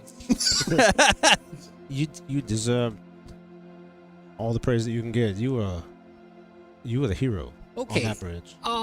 That, No, the way that you tossed Hemlock off that bridge. sure, that's and, not and saved his weapon. kinda. And the way that you just made like stuff fly and things die. Well, I did do that, yeah. But you don't have to sing about like everything, right? Like we just do things together, and in Hemlock, he was the one that did a lot of the killing. The mist thing was for him. Sure, yeah, no, it was good. It was good. Yeah. You don't have to sing about everything I do, right? Like, sometimes we can just kind of keep it, between us. Oh, I didn't do the zippy out, zippy back that thing. Yeah, they could. Or the ground thing. Yeah, that, don't need too much detail. You got to keep the art. No, that keeps your secret. I don't want to like your secrets gotta stay like you don't want people to know what's coming. Right, yeah. It's good. I didn't mention that you threw your friend off a bridge. Thank you. That seemed like that might have been misconstrued somehow. Although it was awesome. I was there. And you hit the Yes. potatoes. He did. It's good. About money. I'm not paying you. So we should get others. to No, listen to your songs. this was my gift to you. No, I thank you. It's good. But I've spent time talking to you. Regaling you with my I stories. was not expecting any type of recompense from you at all for this. At all? Not even a No. little? Because you had your coin in your cup. I was You hoping put the someone cup- out there might. It's a thing. I mean, out there is Galen. That's. And you were shaking it at him. No, there's Here's a silver. there's the drunk humans over there, and there's the dwarf couple that are kissing. Yeah, they work here. This is their job. It's fine. You No. did good. You know, people always paid my mom and dad when they sang. They probably sang with more people around. You should do that too. It doesn't always have to be pegs. Well, it was the first draft of a song. I wasn't really. I mean, hadn't even rehearsed it. It was the first time I sang. And it was a song. You did it. Let's stop talking about it now. I felt Everybody's really a good. critic, I felt Jesus. really good about that song until you talked. We need a giant shepherd's crook So did to be he. able to pull you off, either one of you, off the stage. All right, what else would you guys like to do as we're heading towards? I believe dinner time was a destination for the day. Well, we're all meeting back at my place for supper, right? Yeah. That's the thing. And it's evening, or do It we have a can little be. bit of time before then? Sure, yeah, whatever you'd Well, like to do. if we know where Kohler is, I'd love to scout him out. Find. all right. No, not make contact, but just get an idea, get eyes on. Okay, make a society roll for determining how much time and asking, looking around, because you don't know exactly where he is, and this is going to be a kind of a little challenging at a 17. Oof. Why are we looking for this Kohler? That is a 19. Yeah. And you find him quickly, but I don't think you're there. I think it's just you and Hemlock still. Yeah. Just him and Hemlock. Moving So on hold from off on one that. All right, you were able to find him right quick. He is a where do I have him at? He is a gnomish fellow who looks like he's got a mishmash of down on his luck, downtrodden clothes with some nice apparel as well, like really fancy shoes and a fancy hat, but rags and torn stuff elsewhere. A torn satchel with some really fine looking silks coming out of a hole inside of it, that kind of a thing. He is right now with his feet off of, there's like a canal of a river that cuts through the town, one section of the town, and it's a drop of maybe 20 feet down. There's some small little docks for a couple boats, and every so often there's room for one boat to go by. And he's just sitting on this stone edge of it with his legs dangling off as you guys are approaching. What do you think, Hemlock? I think it may not be the smartest, just the two of us approaching him. We might want to wait until we're all together. What's his deal? The finery and the rags, sitting on a bridge, dangling his feet off. Doesn't look very threatening. Well, in my history, some of the worst people I've come across don't look very threatening. You think we should just watch him and see where it goes? Yeah. Tail him? I don't think we should approach him alone. All right. Let's just see where he goes off to. Where's his little hidey hole? All right. What is your stealth score, the two of you? Your stealth modifier? +7. +4. Okay. Thank you. Guess that's a good thing I'm not there. Done. Okay. You guys follow him for a little bit. He goes to a small little tavern and comes out with some tankard and some sort of jerky that he eats that you're not sure what animal it comes from. You can smell it from your hiding spot far off in the distance. He goes to a different, more secretive alley and pees. He then returns back to that tavern and gets another drink. Then he goes to that alley again and pees. Then he goes back to the canal area and sits there for a while and whistles a song. Then he goes back to the tavern. Is this guy fucking with us? Either that or your little friend told us a little lie. No, we can deal with Limbo later. And pees. Not getting I much think out of this, are we? it's not going to be hard to find this little gnome in the future. We should head back and I could use some of Cookie's Some food right now. home cooking. Yeah. All right. Let's head on back. Okay, you guys head on back. All 6 of you are gathered at the home of Galen, the Geists. Galen and Amaryl, their house is just above their narrow shop. It's not a big place at all, but it is quaint and homey. There's barely enough room for the lot of you, but the bunch of chairs are brought in. You're all smushed in around this table that's maybe built for 3 or 4 people, but the 6 of you are there. And Amaryl is working with Galen to help cook some dinner, and she, of course, has the freshest of food available since she sells it downstairs. And she says, well, I'm definitely surprised. Normally, when you say you're going to be back for dinner, you're gone for like a week. Wow. Yeah, that could be true. But, I just wanted to hang out with our friends here, give them a good home-cooked meal. And I told you we'd be back safe and sound today, didn't I? You did. Well, I've got some fresh corn and some chicken with a new sauce, and we'll see if it works. It's something new. Let's make a big stew. That sounds great. Did you mention the goblin? Shh. And she helps get dinner prepared, has you bring it on in, and you guys are gathered around your dinner table. What would you like to discuss or do? Shoot, Cookie! This is so good. This is better than normal. And that's high praise. Because normally it's great. Oh, Today thank it's you. fantastic. Thank you. She's beaming with pride. Do you still have any of the peppers? This is a little, I'm not going to say bland, because that's something that Jericho would say. But if you have peppers, I would like some. I'll see what I can do. Do you have a pepper sauce? Like a squished pepper or anything that has any sort of spice at all? Anyone else let me know any special orders for this home-cooked meal? It's great. Yeah. I think on a scale of 1 to 10, this was like a 12.7. Oh, thank you. This So is kind. So good. This might be the best meal I've ever eaten. I've never Jericho, had a you're welcome at scale my of table food. anytime, Jericho. Thank you.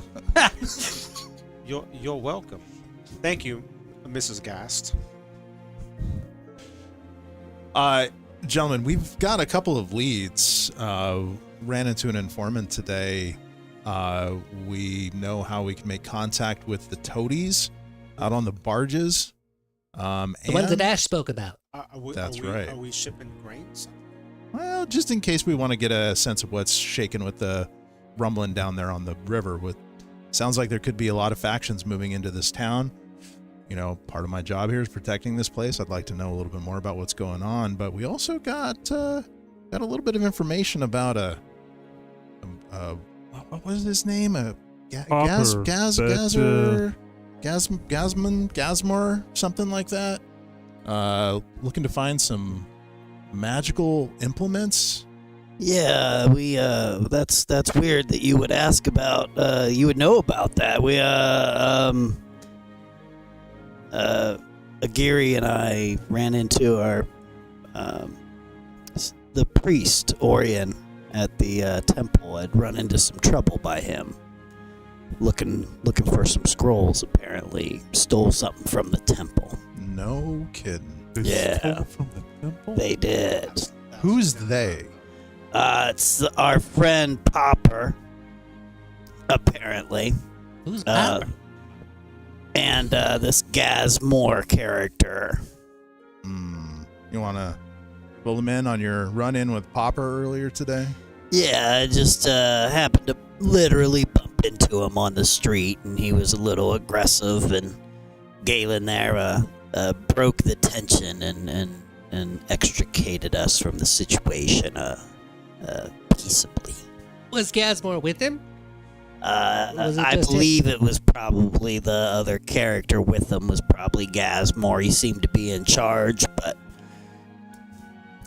can't really say for certain. Night watch. There's a night watch around here. Yeah, he's part of it. Oh, You knew that. You knew that. I Are you thought gonna that was finish the I that say city plan guard. too? polishing my badge. I thought that was city guard. I thought you were militia. Are you gonna finish that bland food? Dash! I'll- Dash! First of all, it's not bland. And Soki eat very well mannered. If Cookie spent a lot of time making us dinner. no, she did, and it's lovely that she did that. But if it were Thavian, it could have a little bit of extra What red. we'll do is we'll buy you a little pouch of peppers. Because I don't like it so spicy. You like A it pouch very of pickled peppers. peppers You that got you it. can like Possibly. just sprinkle a little bit on your own food. Feel like you're teasing me, but all right. No. I'm Like- sure. If I sure could have a Galen pouch of pickled and peppers, Cookie could I- help you out with that. I'm sure we could help. How much food? I've never seen that much food go into something that's small. How much can you?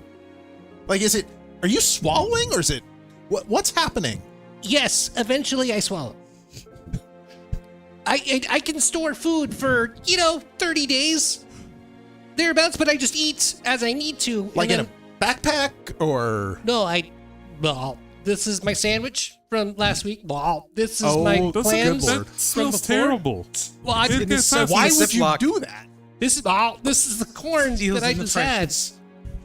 It's pre-digested. You just need to hang on to it and store. You just store it. I just hang on to it in Sometimes case. you don't know what your next meal is coming.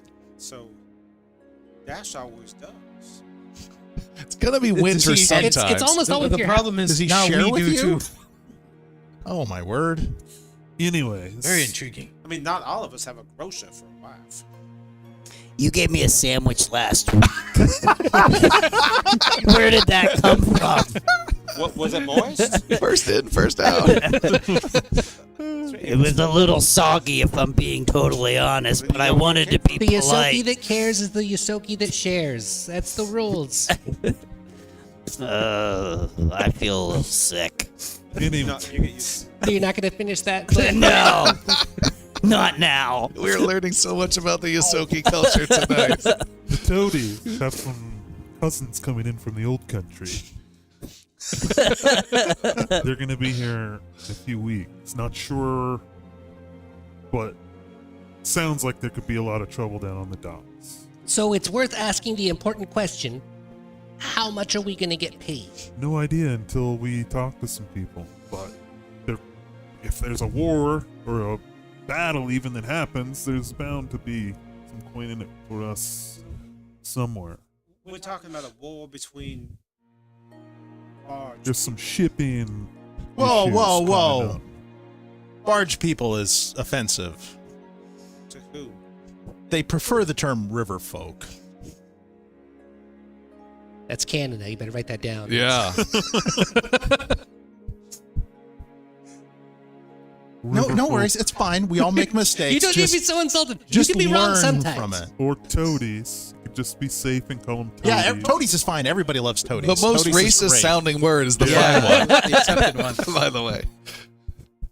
Do you think the temple would be interested in throwing a little coin our way for sorting out their Whoa. problem with? If somebody's ripping off temples, I Um, think we got to look into that either way. there's I believe, a obligation on my part to seek answers to this and not coin. That's great. I love your obligation. That's more for the rest of us. I appreciate I'm also curious if I can get compensated.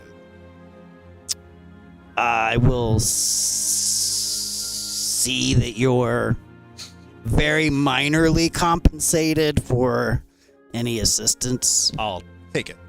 There's always compensation on anything we loot as well, so you don't like that so much. Well, it's. I just gotta walk a fine line here. You understand? Yes. Well, let me put this on the table then. It's not just an exchange of coin that you would be worried about. You are dealing in the powers of Karahel, knowledge and healing, both of which we all need constantly. So you could take Is that a the coin threat? Saying if you want to have get coin. healed, you and better coin get will on put board. food in your belly. But knowledge and healing will keep us for quite some time. Well, and apparently Dash has all the food we need. So, yes, point I'm not taken. eating Thank anything you. out of his mouth. It's going to be overspiced and over concentrated with goo. But we do have a good lead Dash's little friend did give us a good lead on potential burglars of the temple. We found we got a name of Kohler. Does that ring any bells with anybody? Nope. Well, we failed him a little bit. He's just a little gnome that likes to watch the water and drink. Pee in alleys. And has diabetes. So maybe tomorrow we can go find this little one and see what he knows about your friend Popper. Yeah, right now he's the only link we've got to Gazmore and Popper, so I think that's where we start. That sounds like a plan. Okay, you guys rest for the night. You don't sleep in the house here, that I know. So you have different places in some areas. Oh, it's getting late. Oh, you guys should probably, yeah. We got it, Galen. And a couple of you who don't have mortal permanent residence here, I guess, are at an inn somewhere not too far away. It is the next day. You guys are headed where? I think we're gonna head back to that tavern in the dock that we saw Kohler at. You do so. You see him inside the tavern, and he is harassing a middle-aged human woman with bundles of silk, 2 different types of silk that he's pulling out of his nasty little satchel and trying to sell them to her. No, this is good. This is good. Give it to you at a great price. And she's, no, leave me alone. I just wanted to eat. Oh, that's some interesting looking silk there, friend. Can I take a look at that, please?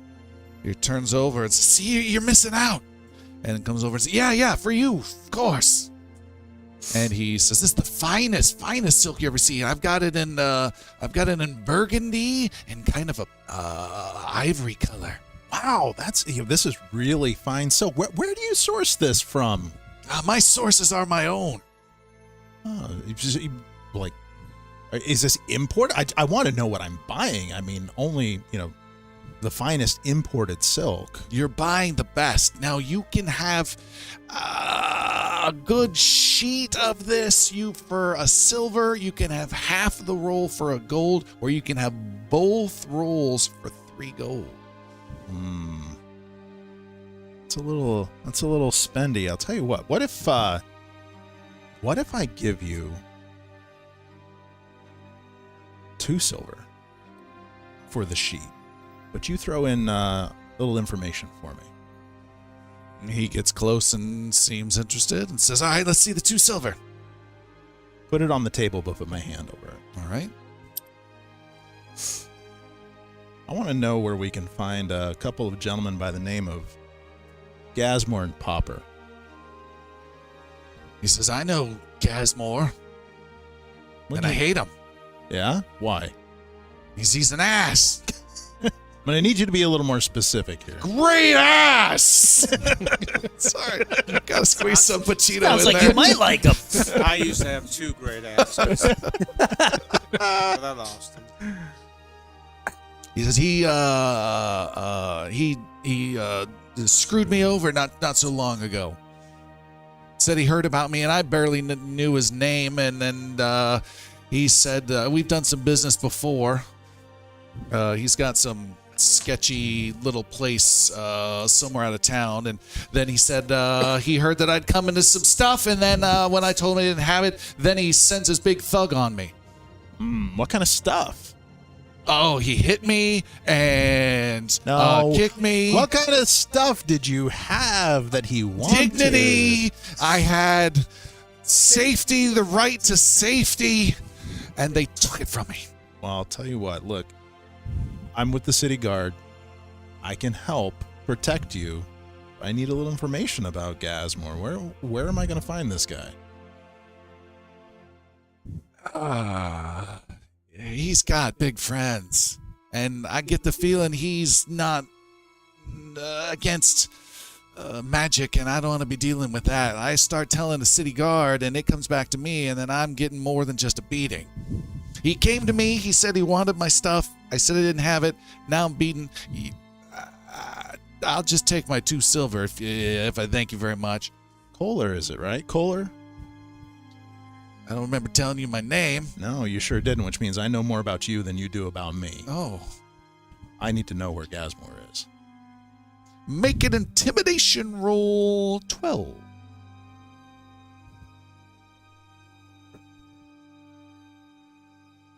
going to stop rolling in this damn thing. That's a 10. 10, okay. Still got a hero point? You're right, I do. I mean, it's Burn it.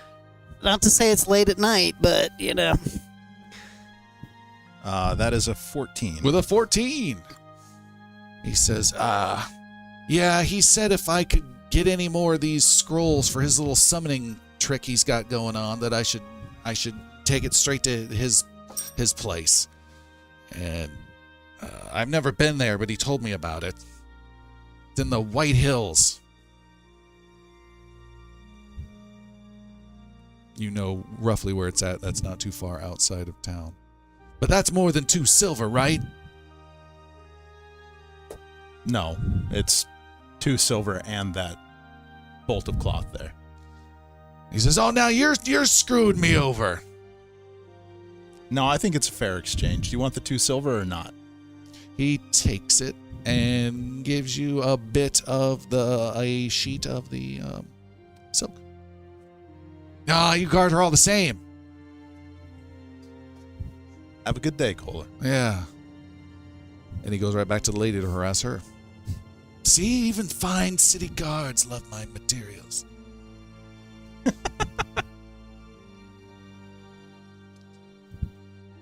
Guys, where are we headed? You want to go check this out? Yeah.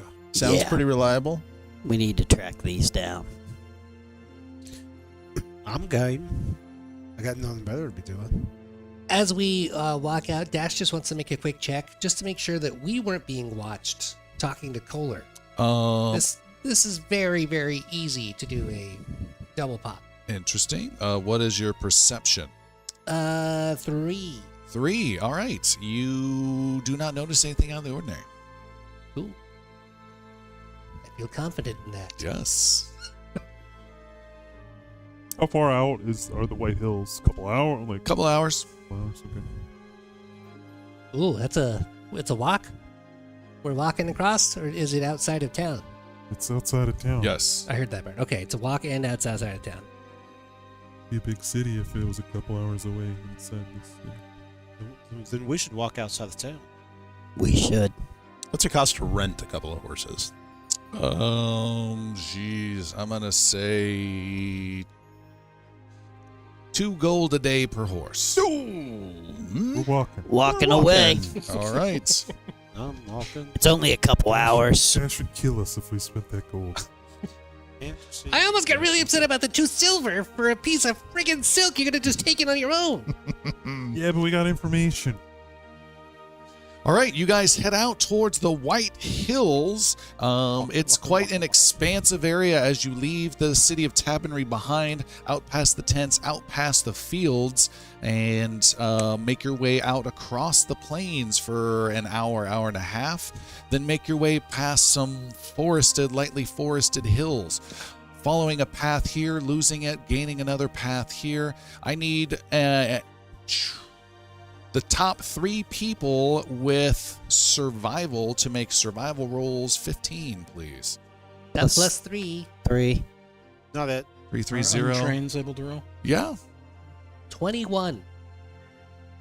Anybody? So we got a 3 and a 3. Anybody else higher than 19. a 0? 2 successes. I think it's the 3 of you. Christopher, I believe. Okay. With no delay, you guys are able to find a path that holds true and seems to be taking the general direction. You know you're going to have to be searching around these hills, and what might take a day or 2 to start circling, you're cutting a much clearer path around these hills. The These are air clearly half-orc tracks. the air is clean. It smells like a beautiful I don't know, potpourri of a landscape. However, as you are wandering on the hills without additional information, you've received no warning of the dangers that lurk out here. And as you are wandering around, there are some local creatures that are following you. They are watching you closely, hiding behind the trees, a la Jawa style. And as you get close, Do we notice this? you do not. Okay. As you get close and move between their ambush, they let loose these kobolds who wander one section of these hills. They lash out and fire, I believe, with bows, double checking, slings. Sling stones come firing your way. I need we'll take whoever has the two. We'll do the two clergy guys. Just do two clergy, make perception rolls, please.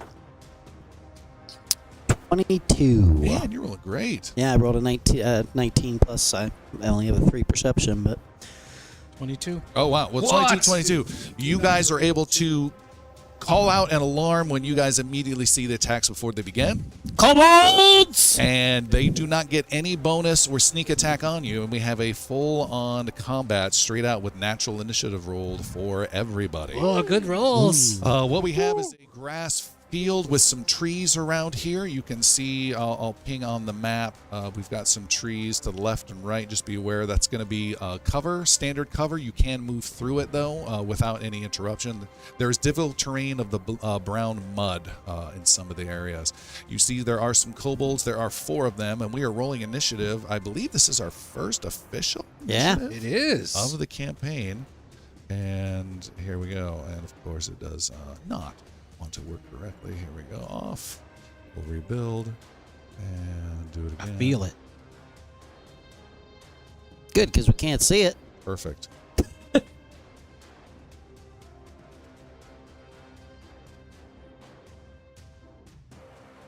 And I'm reloading, and here we go. Our first delayed initiative of the campaign is loading at 100%. Working There through we technical go. difficulties. And now rolling. It works just great. And Hemlock is up first. Oh, man. Right off the bat. So where? Okay, there's a goblin over to my left. I'm gonna These are kobolds. kobolds. That's what I meant. To the right are 2 kobold warriors. They've got their slings, and to the left are kobold scouts. They seem much more dangerous and wiry. The scouts too. The scouts on the west side, west and northwest. I'm gonna slink into that bush a little bit to get some extra cover, and like kind of do a hunker action. Okay, so that'd be 2 actions: move and then take cover. Perfect. All right, you have And then greater that cover now. goblin to like slight northwest. This Or one the here. the kobold. That one. Okay. Gonna take aim at. With a 19 to hit. 19 to hit has got to be a hit. That is a hit. You've hit the scout. 3 points of piercing damage. All right. He is wounded, and you are done. Next up is... Technically, I would have used my free your draw step. and my step. You get a bonus so I step. have a bonus action, and I will just reload. Reload. Okay. Good catch. Our dash elementalist, kineticist. Okay. First things first, pull the hands together, throw the bracelet apart as I activate my kinetic aura. Then I'm going to run towards... I'm looking around the area to see what it is. I'm looking towards a kobold up to my east. And I'm going to head right over to him. And then I'm going to swing at him using the kinetic blast that I had and just throw up How close are you getting? within 5 feet. Within 5 feet. So, and how many actions does it take to begin your elemental aura? That's one action. And then moving there was 2. Oh, I need to be within 1 action of him. Can I back up to be just 1 action distance? Look at that. Yeah, nice. Perfect. And then I will, instead of uppercutting him with the fist, I'm going to just throw a rock right at his brain. All right. Just at his brain in particular. whipping it specifically. And Not his head, his brain. it's a 9. Okay, and the kineticist is off with a miss. You hit him square on with a dirt clod, and that's Just all that breaks happens apart. there. Ha All right. Next up is that very guy is up, and he was slinging a stone at you, and he is going to fire twice with his sling, and that is a 15 to hit you. Oh, Dash miss. And a 6 to hit you. Miss. Then he takes cover further behind the bush there, so he has +4 to his armor class. His buddy is going to shoot from there at your champion, the first person he can see, but there's some blockage in the way. Add 2 to your armor class, champion. 2 stones come your way. That is a 19 to hit. That will miss. Oh, it hits the trees instead. A 15 to hit. And then he is going to go around the bush and try and get around to the juicier members of the party, but not quite get there. We have the Agiri, our cleric. You're in the middle, and there's one guy charging right at you. I need to get away and take cover, preferably behind the champion. Champion's gonna be moving. You got to announce that. Just this. Protect I me. think- No. I'm not gonna stand right here. Will I? Can I get to cover from somewhere there? Yeah. No, it's a second action to get there. You could get to a closer bush, maybe. From where you were, you could get to the bush right beside the kobold. Fantastic. Yeah. Sure. We'll put me You're both there. hiding from each other. Is that still the one action? I will. Yeah, you can I will right there as take one action. cover there. Okay, that's 2 actions. I will shield. Wow. Super duper defensive.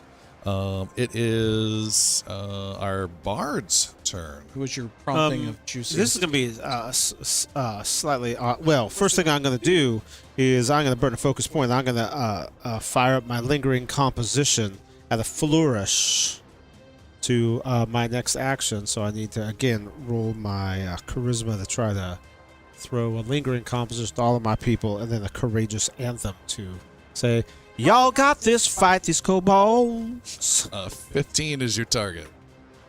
Nope, it's not going to happen. It's going to be, what's my plus? I rolled a 3 and I got a plus on this. So it just doesn't linger? It still goes off? Or? Well, unless I like super fail. Failure, it lasts just 1 round, but he doesn't spend the focus point, so he can try that again Yeah. another time. All right, so it's just going to last for 1, y'all. The cue card?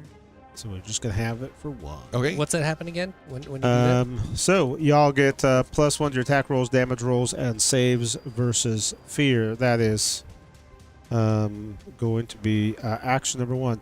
And hold on, that is massive to anyone who's into Yeah, Pathfinder. Any plus is huge, and he just did that, I believe, to every single party member is Wow. +1 to attacks and damage rolls. This is going to be a little strange question, just a smidge. What is the distance between the kobold that's right next to me and the kobold that's almost directly due west from him? What is the range between the two of them? The 2 kobolds. The 2 kobold. I know that's a weird question. Yeah, those 2. Excellent.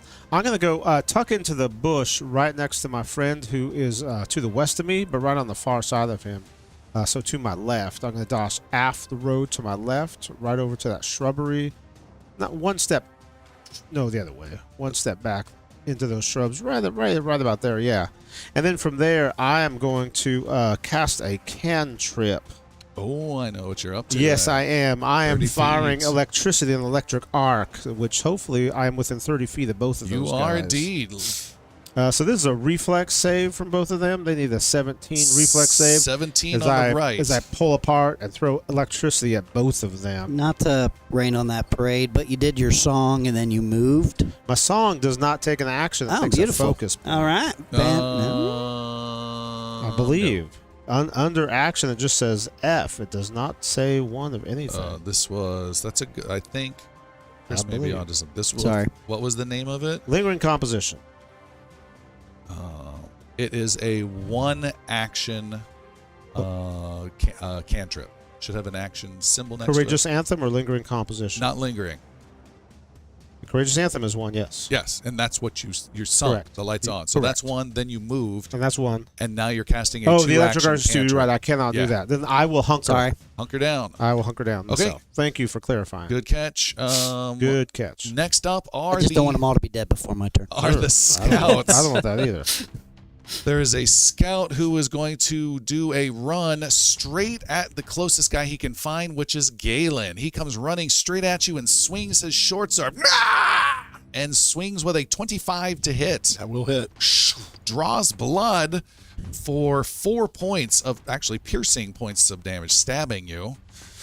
His buddy is going to do the same thing, and he only needs 1 action to run through the bush, ignoring the cover with his melee attack and attacking the bard. Bring it. Not once, but twice. Here he brings, piercing twice with his short sword with a 21 to hit you Yes. and a 22 to hit you. Those both hit. I'm fine. Wait till I tell you the damage. 4 piercing and 3 piercing. That would be 7 piercing. Okay. And that's about half your life, I'm guessing. Plus or minus. All right. Last up is our champion, still in course the middle it of the is. road. I'm always last for some reason. You can't be last How far am I? Why can't he be left? because I haven't gone. Oh, man. How have you not on? Oh, let's get you on here. Oh, we skipped you entirely. Go ahead. Where was I in the order? I don't know. Okay. So it is an action to draw my sword and another action to draw my implement? Let's assume those are both out as you're going through dangerous territory. Brilliant. Okay. This is going to be a little fun. So first thing I'll do is my exploit vulnerability on the kobold in front of me by flashing my mirror and gaining some insight into its being. All right. 15 is your target number. That is a 24.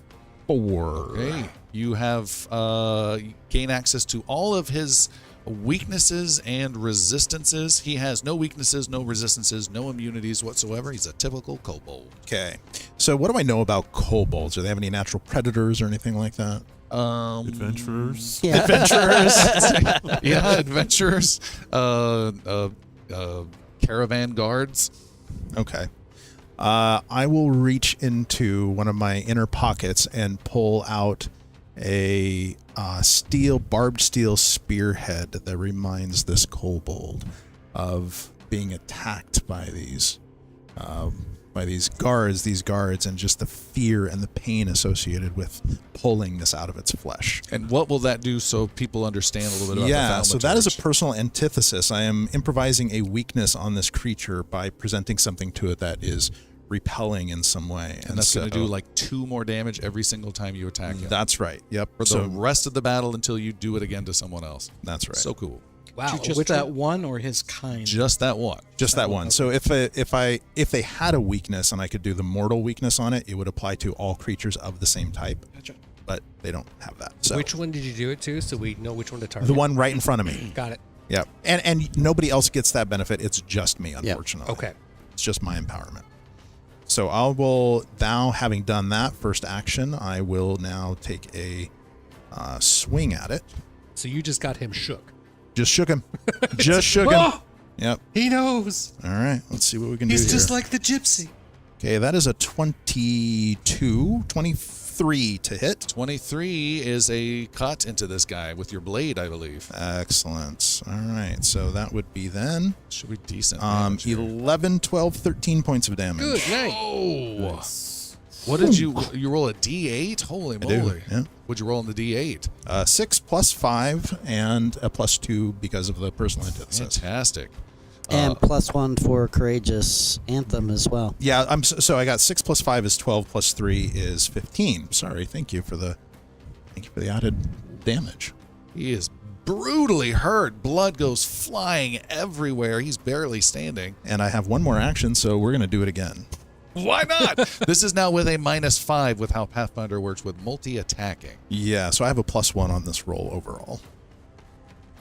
And that's only a 4. Is a miss. All right, that's pretty darn good, though. We have our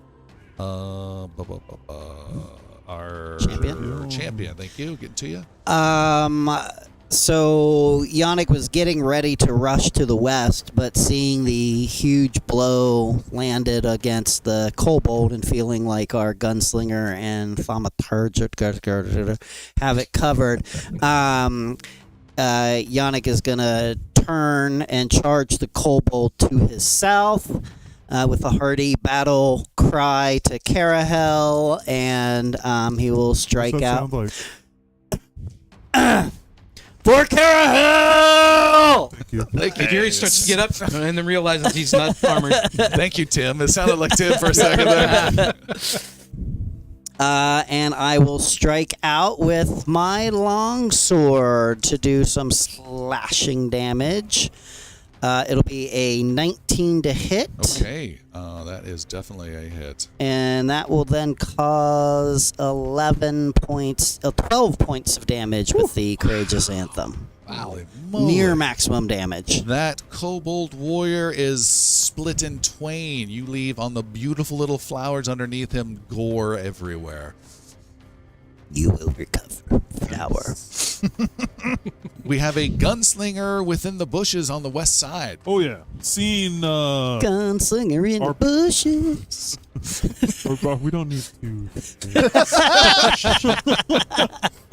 Seen our bard toe to toe. I'm gonna shoot at the one right in Jericho's face. Okay. With a 17 to hit. It goes through the bushes but misses. Did you count your +1? I sure did. Reload and shoot again. Okay. With another miss. Behold. Okay.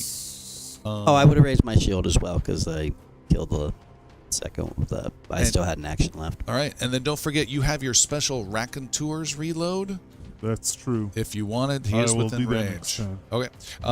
Then it is our Yosoki kineticist who has thrown a dirt clod. And then he threw one back at me and threw himself into the bushes to hide. I'm going to, instead of trying to target him, grab all the ground underneath the bushes and make the whole thing rumble. Oh. As I cast a tremor under him. He has a fort save that he can make. Okay. Of DC 17 or take 2 points of damage. All right, so we're going to see if our engineer here, Adam, can go to the second icon with the ruler-looking thing and then grab a square and then drag out a little 10 by 10 or close to it. That's great. It's a 10 by 10? No, it's... It is. 10-foot burst. I think that's what that is. Nice. Okay, so then there we go. Then go back to the top icon, so you're good to go. So that is difficult terrain for the As long as you want. the whole of the one turn. And I'm sorry, he need to make what kind of save? Fort save, Fort 17 save. DC. 13. He fails. He takes 2 points of Big damage. 2, but now difficult terrain. Correct. Anything else? That's it. Oh, you know what? That was the 2 actions. I'm gonna move a little further away and get back here close to my group. I ran kind of away fast. So I'm gonna take a full move action and get closer to Agiri. This is my hiding spot. Yep. Okay, as you run, I'm going to check the distance. He is going to, with his other hand, throw a spear. Oh, but you move so far. That is putting it outside his range increment. Oh, God, twice over. He will keep with his lame sling instead and is going to fire that off at you with a 14 to hit. No. And then with a natural 1, runs out of sling stones and has no possible way of any stones around him in the difficult terrain you've turned up all around him somehow. Just dirt clods as far as he can see. Pissed off, he will then draw his spear for possible future chaos. Not a good turn for him. We are now dealing with our cleric. I am still hunkered down, or do I have to declare that? Each turn, yep. Each turn? That's an action. So what we'll do is we will hunker down, remaining hunkered, and then at the nearest Hunker. at the nearest enemy, which will be some kobold of some renown, I will cast a Daze. It is a resist will 17. At which one? Pick one within 60. You pick one. I'm not picking your targets. I can't see him too well, so I I'm just killed you. There's one here engaged with me, and there's one here engaged with the bard. Let's get the one engaged with the bard. Oh, now you're getting really weird here. Okay. There's 3 of us. We just met. We're not really engaged. we have a minor cleric issue. You are now a warg on our token map. I don't know where he was at, though. I tied. You don't have ownership of this, do you? Fantastic. He's a werewolf. Let's make him a... that's just going to add to chaos. There's backstory right there. How about this? You're not supposed to know. We're going to make this Everyone- extra unnecessarily complicated. Okay. Oh my God, what's happening? I've changed the name at least. Kara, hell no. All right. And then one more time. Who was your target? One by me. I'm gonna The steal one that. nearest quintillion. Okay. Which is here. And what save? Will? Will. All right. 17. Oh, critical failure. Ooh. What happens with that on a daze? Takes the damage, which is 2 in total with the critical. Okay. And stunned 1. Oh, so he Whoa. loses a full action. See if Adam, if you can right click on the guy, that one, and on the right hand side there's this, that little symbol exploding little thing. Yep, click that, and then find stunned, and apply. It's an alphabetical order. See if we can find a stunned, and click that on there. There we go. Nice. Cool. Now How we can cool keep is that? track of that. So he's going to lose one action flat out next turn, regardless of anything else. It is the Bard Jericho's turn. Your dude's just been stunned next to you, so be a little slower. Again, I try to bring out a lingering composition for my courageous anthem and sing out to my compatriots again. You got this. You went country. I cover all the styles. Eventually, it's going to be Mongolian metal. Yeah. 15 performance. I rolled a 15, and I got a plus that All right. goes on top of that. So that's much better. So that'd be a 22. So that's going to last for 3 more turns now. Nice. Right there. That is one action. And then for my next 2 actions, I will now throw an electric arc. By the way, that was 0 actions. Then to do the song was your Correct. first action. Gotcha. Correct. The Okay. composition is just a focus point. Yep. Anthem is an action. 2 actions now for the cantrip electric arc. It's a 17 reflex for the 2 closest naughty boys. Okay. Reflex, I heard. 17. Let's see. I've been rolling pretty bad. 24 for the guy closest to you, Oh, and geez. 17 to the other. They both pass. I think they take half damage. They do. I rolled a 7, so half of that would be 3. 3. Guy on the left, zap. Guy on the right is destroyed because the thaumaturge softened the hell out of that guy. I think it was all me. Yes. I'll give you the credit. It is the guy next to you's turn, Jericho, and he is going to go nuts all over you. Stab, stab, stab, stab. And is stabbing mercilessly to kill you, losing his first action. God darn it, was stunned. Stabs you with a 14, Negative. then boldly goes 25 feet as fast as he can away. Running, and running. It is our I mock him. thaumaturge's turn. How close can I get to the kobold running away to the west? So what's 25 feet look like? Yeah, 25 feet west towards that kobold. Where's this guy over here? 2. Okay, and then Get 2 what actions. is Show me the 25.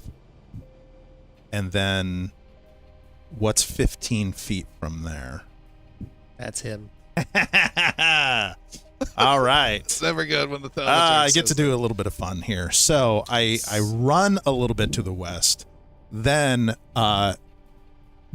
bring out the mirror and just kind of spin it in my hand, the shard of mirror in my hand, just kind of spin it on my gloved palm. And as it flashes, a mirror image of me appears directly behind that kobold and immediately just yells, "Boo!" and stabs him in the back. Sweet. So you get to attack from the position of that mirrored image. That is correct. Slick. And yeah, got him. Oh my! You saw that? It almost rolled over. That would be a miss. Okay, looked like a perfect setup, but it didn't quite work out at the end. It is. I'm not rolling in this thing. Shouldn't have said boo. Shouldn't have said boo. It's the champion's First turn. rule of sneaking. First half of Boo-Hoo. Yeah, Yannick, seeing the carnage that's happening to the west and no longer really concerned about what's happening over there, he is going to take 2 actions to head to the east, heading towards the kobold that is in the dangerous in the terrain there.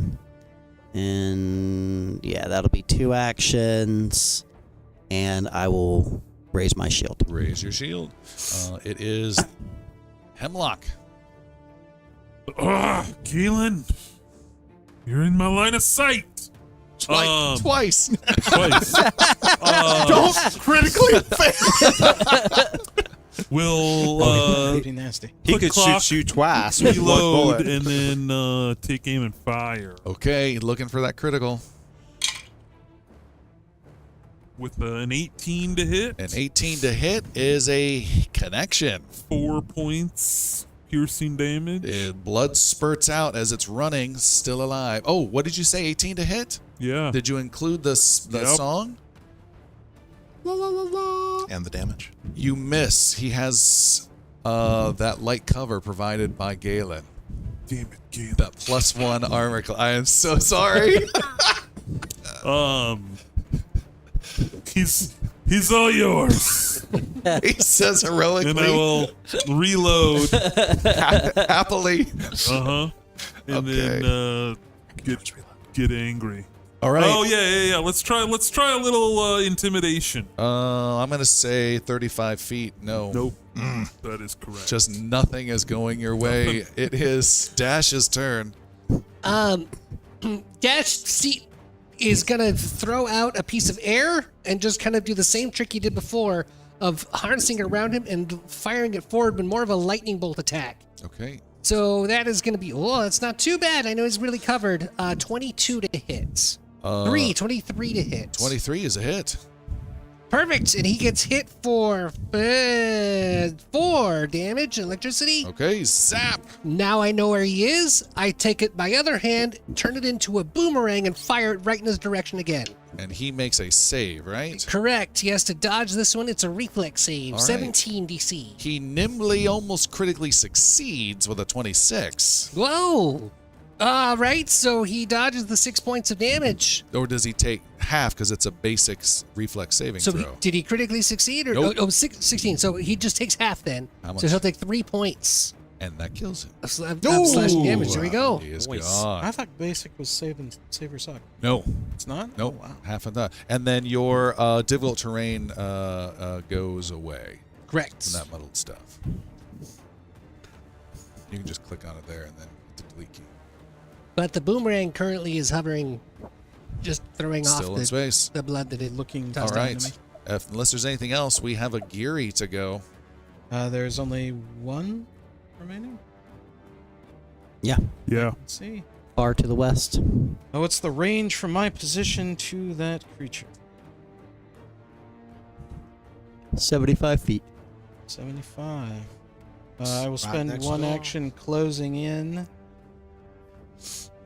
There we go. Thank you very much. And we'll fire off another dazing attack.